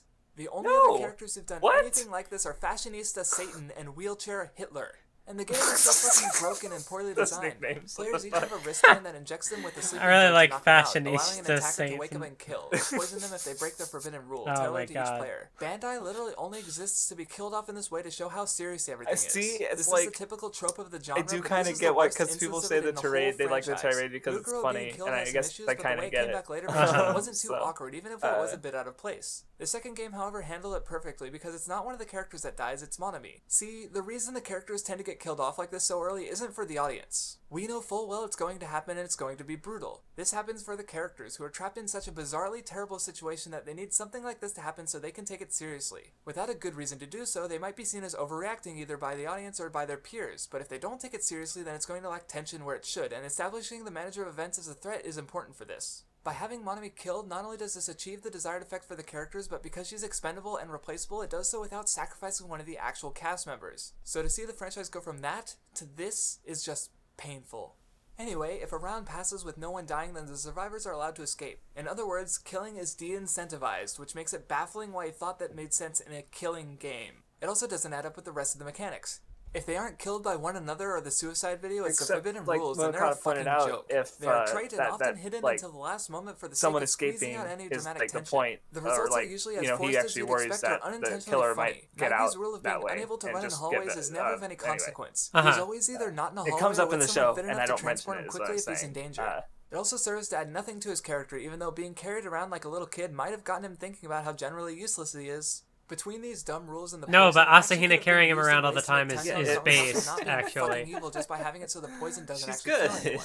The point was to scare Miturai into brainwashing the whole world into eternal peace anyway. But in how clumsily constructed it is, it becomes frustrating to watch the characters flail about when there are a dozen ways they could have escaped the game. Halfway through, Nagi even says that they can, but it doesn't amount to anything. The two games use Monokuma's omniscience to ensure that the games went the way they generally should have. Kirigiri and Ogami going outside the rules was used for plot relevance, while in Danganronpa 2, the lack of agency the characters had in the virtual reality ruled so absolutely by Monokuma highlighted how little control they actually seem to have in the whole situation, giving more meaning to the choices they do have. In Danganronpa 3, everyone just goes along with it despite how breakable it is. This fact could have been used to highlight the differences between Tengan and Enoshima's masterminds, but nothing is done with it. And centering everything on the zero personality Miturai is such a fucking waste of time. The whole brainwashing bit is at its most No relevant personality, in the no despair chapter. character. In order to facilitate Miturai making his videos, the super high school level imposter goes out of character to allow it. Remember how in the second game, Hinata and Nanami found out that he never had any sense of identity and was always pretending to be someone else for as long as I he could agree, remember? and then Miturai He even runs Yeah. said it at is the end pretty of his free funny. times that all he really wanted was for someone to acknowledge his existence.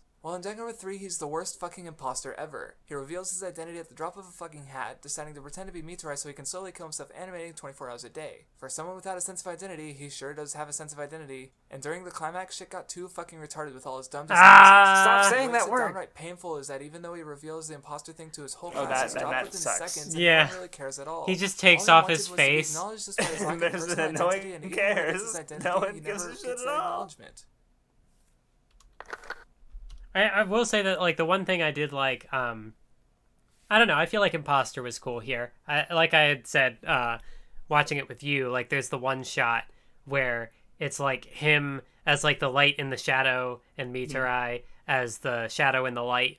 I think that that's a really cool, Yeah, like, very... visual thing. Yeah. Yeah. I don't think I used that shot in the video, but yeah. And also because I think you've kind of gotten your point across about Miturai. Like, Oh, you want to say what you don't like about him, or? well, I mean, like, I feel like the most charitable thing I have to say about him is that he does kind of present another, like, another side to sort of, like, mainly it's like a lot of what I like about Munakata is kind of present with him. Like the whole thing with the brainwashing of like, it's similar as far as like we can only have pure hope, no despair. And so as a result, like everybody loses their humanity. It's just also kind of dumb that he's like, oh, brainwashing bad. So I will brainwash people, but good this time. And they give him so much screen time, and he's just annoying. He's always sad boy and making anime, and I've worked I have to. I don't care. He's so lame. I agree. Yeah. Like, yeah, he's just then he gets so much screen time, and it's like so much screen time across both despair and future. No, I think he gets the most screen time of any Danganronpa 3 exclusive character, possibly more than any Danganronpa 3 character, because not a lot of characters share both series of the two. So yeah, and he just exists, I guess, unfortunately. Yeah. But really, the whole point of the brainwashing in the despair chapter is for the reserve course. In the light novel Danganronpa 0, we see the reserve course driven to insanity after watching the student council murdered thousands of times. It's never mentioned as brainwashing until the second game, but through this lens it works. It shows the lack of identity in the reserve course, pointing out how purposeless and lacking in individuality they are, contrasting Hinata's desire for individual recognition. If he weren't made into Kamakura, he'd just have been another splatter on the ground. But the brainwashing was used outside of this. The Danganronpa 2 cast is made up of a bunch of troubled weirdos who don't mesh well with school. Talking to them lets us learn enough about each of them that we can imagine how Enoshima wormed her way into their hearts. Tsumiki fell in love with her because she loved her despite the aspects of herself that everyone used as an excuse to bully and hate her, to the point that Tsumiki was willing to do anything for her beloved. Komaeda didn't change, but in learning about her, he realized that the one to overcome her would be the brightest hope of all, and sought to help her for the same reasons he screwed with the class trials in the games. We don't see more than that, but that alone is enough for us to see the extent of their devotion as a believable result. And not just believable, but distinct.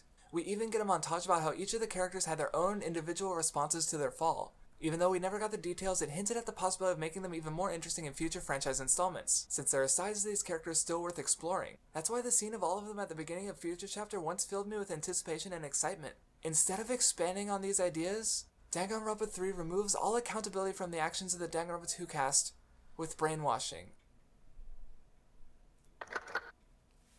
Maybe I was asking for it. Maybe the expectations of me and much of the fanbase were a bit too high. But even putting that aside, reducing such a fun cast to mindless didn't do what my bags is what fanfic Danganronpa wanted 3 it to truly do. makes the people worse. Like, I mean, I don't think what they they did was interesting, but but also what I wanted was way too ambitious for a 12 episode, half of a series. But at the front of my mind was this, and at the back of my mind was this, and this. I didn't hate it. But I Evil swirl eyes. I still enjoyed the finale of the first game. The main theme starting up after Nagi brought everyone's spirits up made my eyes water, even if I did Also, think I don't know how noticeable it is, but I feel like I sound tired at this part. That was because I re-recorded this whole video, and this was at the tail end of a 3-hour recording session. Oh god. And I leaned into being tired because I was also tired of this fucking video and Danganronpa 3 because I watched it twice in the span of like a month or two.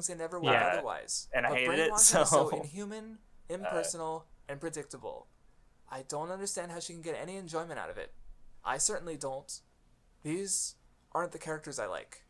No one likes this. actually. Well, wait, but part 4? 4? We're free. Except for the ad. Except for the ad, yeah. Well, that's the opposite of free, even.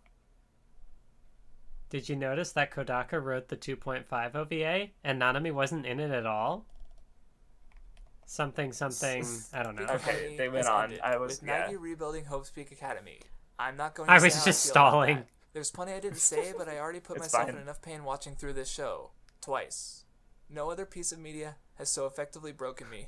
Oh I no, brought it you're upon myself, really. you I could looped have it. stopped watching at any time. Yeah, it's just could have moved twice. on to something better, but I didn't. Because I'm invested in the franchise. I still am. But if Danganronpa 3 says anything, it's that the ideas of the Hope's Peak setting are tapped out. The whole No. school analog wasn't even touched Well, in Danganronpa 3. Whatever. I do think there are more ideas to bring up and explore with the franchise, but at the end of the day, Danganronpa 3 felt meaningless. It wasn't about self-acceptance. It wasn't about the struggles of being good at something or being good at nothing. It made me and feel it wasn't about the despair. mindset you need for life Nihilism. beyond school. Mitarai's conflict ends because his friends coincidentally showed up at the right time and talked him out of brainwashing the whole world. Nothing else mattered. The interesting ideas the franchise explores are completely absent here, and I hope to God it isn't indicative of V3. I was glad to play through the games because I still enjoy them strongly, and in order to truly explain how Danganronpa 3 fails on so many levels, I had to explain what was good about the games in the first place. And I can say without a shadow of a doubt that Danganronpa 3 is the single worst anime I've ever seen. Wait, shit, it's actually 2. Danganronpa 3 is the worst 2 anime I've fucking seen, and that's probably not going to change. Not for a long time. If I watched just about any other show that had a first episode it's as bad since as changed. any episode I from mean, it was anime, about 5 years. I'd I have guess dropped that's it. a long time. Honest to fucking God. It's not my least favorite I don't have anime time anymore. for that shit. But it had to be this one. It had to be Danganronpa. You might be thinking a couple things. For instance, I'm just biased. In light of that, I offer you my objective, unbiased review of Danganronpa 3. Danganronpa 3 is 2 anime that I just remembered the concurrently. clip. It is at 24 episodes long. It has characters, plot, Look, setting, objectivity. music. This concludes my objective review of Danganronpa 3. You might also call into question my expectations. Well, to be honest, yes, I was pretty disappointed after that first episode. But I kept watching. How far do your expectations have to fall? It almost became impressive at how I continued to be disappointed even after I let my expectations drop to 0. Future. After being convinced that Danganronpa 0 was no longer canon due to not bringing up any of the other members You of the could say 77th there was class, I hope. see Kamishiro walk onto the fucking screen. Enoshima's god-awful introduction, Monica fucking off, Hinata being revealed to still have Kamakura's talents, the hilarious student council murders, the condescending recaps, a lot of butter. I can't even react properly myself at this point. That was funny, actually. How many times am I was allowed to really be obsessed stunned the at way how his terrible mouth didn't something open is while he before was my screaming. expectations can stop being called into question? The only way You that should have would've played been it a meant is third if I went time. into this knowing it was going to do its darndest to undermine the whole franchise. I couldn't even have fun with shitting on it. Though I think I'm done with Danganronpa for a little while, I'll be back. I've got over 90 gigs of footage, I've got to do something else with it. With Ultra Despair Girls getting a PC release in July and V3 getting an official release sometime this year, I will absolutely be covering those in the future. I don't have a Patreon yet, but if you want to support my channel, you can donate to my new GoFundMe for a PS Vita capture card so that I can get on the V3 train as soon as possible. In the meantime, I have all anime I need to watch, did not so get look a out for single some videos donation. on those. Not If a then single just one. I watching think I this video deleted to it the in end has been embarrassment enough after a of a help while. for my channel. Thank you for watching. I forgot about that. Holy shit. Oh my God. I forgot I begged for money so that people help me make another Danganronpa 3 video or Danganronpa video on a game that isn't even out yet. Oh my God. No, not a single person gave me money. Oh no. That's so sad. Oh my God. That's the funniest way that video could have ended. Oh my God. Let's oh, it's not linked on your channel. Oh, I don't have my Patreon link. I should fix that. I was gonna Wow. go to patreon.com/ I link it on all my videos, but Chiaki I don't have it linked Nanami's on my... terrible character. I don't know. Well, those sure were some videos we just watched. I'm actually surprised. I thought we were gonna do it in like 2 parts because I thought we were gonna spend way more time on the third one in particular. Yeah, But, yeah. Nope, under 3 hours for what? Like literally like almost 2 hours worth of videos is pretty good. So Yeah. I would say that like there's still a little more that like you don't talk about that I personally would have to say about Danganronpa 3, but I don't know if I ever make videos again. if you want to summarize real quick, go for it. Well, yeah, like you know, you did kind of talk about like the whole thing with like the brainwashing and that like it just kind of treats the class as like this one group. You don't get to see like Yes, the that unique was the ways point, in which yeah. they all fall to despair. Right, which and what you were mentioning, how like in general, aside from basically like Komaeda and Nanami, it does kind of treat the Super Danganronpa 2 cast as a single group character, basically, Yeah. which is kind of a shame because they're all like I do think they're really interesting characters. Shit, I thought I was gonna say something maybe, but I forgot what it was. Oh no, I think I did kind of touch on it, but I do not kind of like how like it removes the accountability from the characters. Just because I loved anime. right, where like, oh, Kamakura Izuru, the guy who committed the massacre in the classroom that you see in the first Danganronpa game, oh, actually didn't do anything. Oh, Danganronpa 2 characters, they were literally like mass murderers. Oh no, they were brainwashed, so they don't have any accountability. Like, so it's just kind of like sanitizing them, I guess, and they didn't do anything wrong actually, which I do think kind of, I don't know, makes it's less interesting, and that's oh well. I mean, yes, I would stand these casts who I love, even if they all killed like literally millions of people. But sometimes an omelet needs a few eggs broken. Some people really like Griffith. He is also a mass murderer from Berserk. Like, so, sometimes mass murderers in fiction just happen. I'm just saying. Sorry. No, trying to think of what else I would have had to say. Yeah, and I think like the other thing is that like Despair has like Despair arc in particular has a lot that it could be doing, and like because of how the anime is structured to be like concurrent and like you watch one episode of one episode of the other, it feels like it has to rush through a lot of what it does, which I think leads to like the class sort of being like condensed down into functionally one character. No, yeah, I think like Future is honestly like perfectly fine, but Despair really suffers, I think. Yeah.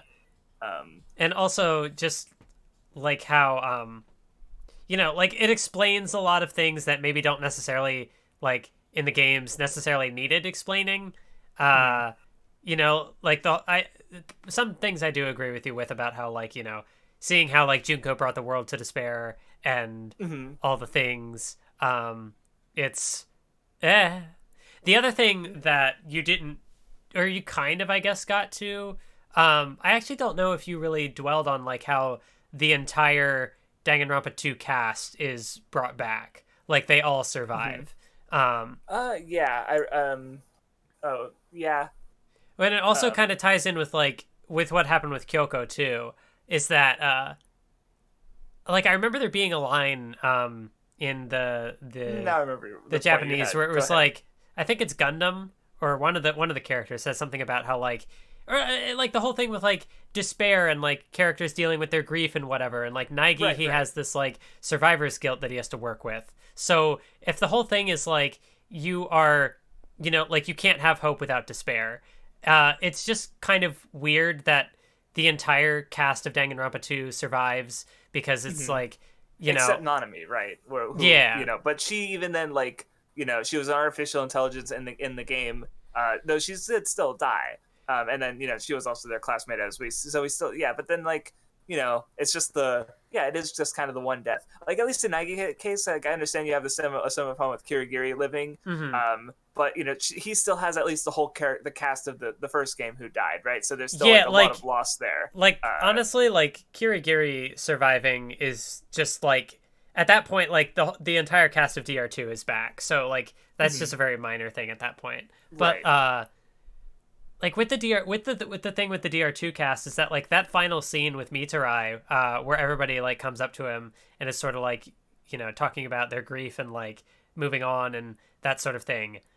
We killed a lot of people, but we can move on from like but because like if they had played the exact same scene but just with the surviving DR2 cast, then I don't think I'd really have it would have been more meaningful, because like especially because the whole point of the Danganronpa 2 ending is also very similar, right, where they're talking about like Akane is talking about what she got from Nidai through the events of the game, right, and Sonya is talking about Gundam, and these Fujiko's talking about Peko, like they're talking about these losses that they had that and they did. They're still meaningful in that they led them to make the choice, and it really doesn't matter what happens after that. Just like with Hinata being Kamakura and having his abilities and stuff, right? But at least it doesn't really work when they bring up the exact same thing in Danganronpa 3, and right, like as you were saying, like and especially what was the other thing I was gonna say? It might be gone. No. Oh, no. I think it's just also like the sort of thing of like I don't know, the survivors showing up and Mitarai just like seeing like visibly that like, oh, the whole class isn't here or whatever. I mean, like, I really like what they do at the end with like the ultimate despairs, where, you know, they sort of live on as this like symbol of despair for like people to Right, kind that- of like throw right. their despair to, in contrast to Naigi, who, you know, like you get the whole thing where like Hope's Peak is rebuilt and he moves on to continue like cultivating hope and, you know, inspiring, you know, the generations to come and stuff like that. No, yeah, that does work well, especially with like the Danganronpa 2 casts. They're outcasts. They don't work with the rest of society, so they continue to exist, but outside of society, while also, like, you know, they take on the despair. So which also proves Naigi's ideology right, because, you know, Naigi allows for despair to exist, which is also why it gave them a chance in the first place, which comes around and helps the situation. So it, like, honestly, like, yeah, think about it. There's a lot of good things that work about the ending. It's just like, you know, maybe things could, it probably could have been more effective, or yeah. But, and especially with like the way despair in general is, Yeah, I feel like there's a compelling Danganronpa 3 video in me, but it's just like, I gotta make videos first. Yeah, I don't think I have anything more to say about Danganronpa 1, 2, or 3 as far as responding to my videos goes, because again, I am looking forward to getting to my future Danganronpa video. I don't know how long it's going to be, but I hope it's good. So yeah, and I don't know how much I'll talk about Danganronpa 3 in it, because I'm not sure how much it relates to my ideas that I want to discuss, but I'll see how that Is there goes. gonna be another trilogy of trilogies? Or, well, I guess this would be the 4th. Yeah. But then you just have to push for the 16. Right. I guess the only other thing I could think to bring up here, sort of down near the end, is that, like, you know, this time we were making you suffer watching your old videos, but yeah. So this is gonna be a semi informal like series, kind of like the Nona Show, where we just kind of do it occasionally, like when we feel like it.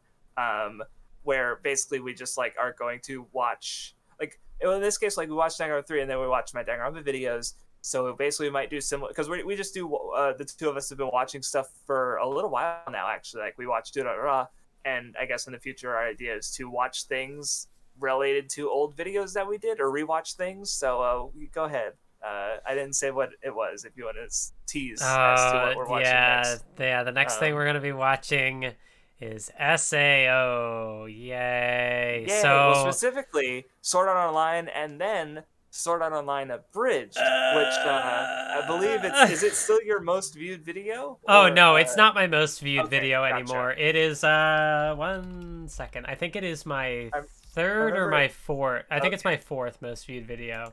Okay, I was trying to remember if it, because I know it was your most viewed. Yeah, at one point, it's the 4th. Okay, okay, gotcha. It was the Right. video that like kickstarted my channel, more or less. Gotcha. Like, it Okay, was my 'cause first video that like really blew up. But yeah, I have not seen this video. I had seen SAO Abridged at the time, or at least sometime after that video. No, I don't think I'd seen it at the time, but I did see it later. But I hadn't. I didn't actually watch SAO until last year in full. I did watch like the first 9 episodes when it started in 2012, and then dropped it. So yeah, it'll be kind of interesting, especially because, like, you know, as my channel is evidence, I really love SAO. It's literally one of my favorite shows, and I'm excited to rewatch even just the first season. I don't know how you're gonna feel about it, but you know, it's gonna be pain. It's gonna be pain on so many levels. I don't want to hear my voice from back then, because it's over compressed and my deliveries. I was talking about SAO, not your video. Yeah. Well, yeah. SAO. It's gonna be pain. At least like this part probably will be, because we're not even getting to Kirito's boyfriend yet. So, like, no, I definitely think the first season is probably, like, you know, some of the weaker stuff. Even though I still really like it, and obviously, you know, it has some of the you know, like the sexual assault things that are really common in SAO and not handled as well as they are in other parts. But yeah. So, but I think there's still some really good stuff even in SAO season 1.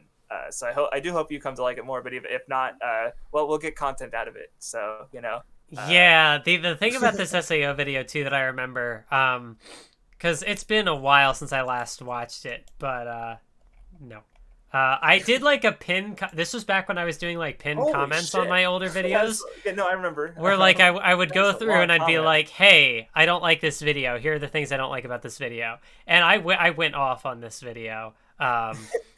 So that Okay. was Maybe probably we'll- almost maybe- like 2 years ago. Okay. Like it says 1 year, but I don't know. Like I don't know. It's been a while, so I'm ready for pain. All right, so that is the plan for whenever we stream next like this, probably. So yeah, look forward to that. What do we you know. call this? The Nanami Show podcast? The Nagito Nanami Show Show. podcast? I I feel like it has to shit. be No, Nanami. because it follows the N vowel N Like, framing as the other two, right? Yeah, like, I know- Nono show, Nanami show, right? Somebody Like, had mentioned Nagito Show, but like it makes more sense to be Nanami, both because like Nanami's more of a meme. And Yeah. in the videos, yeah, and also it just fits the naming scheme of I do like Nagito show. That is pretty good. and it's also But, like Nanami just as a meme for my streams because like hello, she's here. yeah, right. Like she it just fits really well. So I like Nanami show. So I guess this is the first episode of the Nanami show. Everything is just an elaborate podcast. Deifying Chiaki. So yeah, that I thought the Nen show was on hiatus. Yeah, but we can do other things. You're not my real dad. So internet.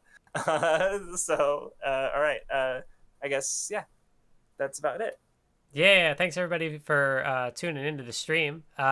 It's about I expected it to probably be somewhere in the realm of like 2 to 3 hours. So I don't know. This was pretty It cool. says you've been streaming for almost 3 hours. So yeah. yeah. We did worked it. out. We didn't even need a part 2. We got it all in one. Yeah. All right. Goodbye. Thank you for having me, Mathis. Yeah, thanks for being here. And thanks Yeah. everyone in chat for being here. Catch you next stream where I'll do something. It'll be sometime. Yeah. Bye.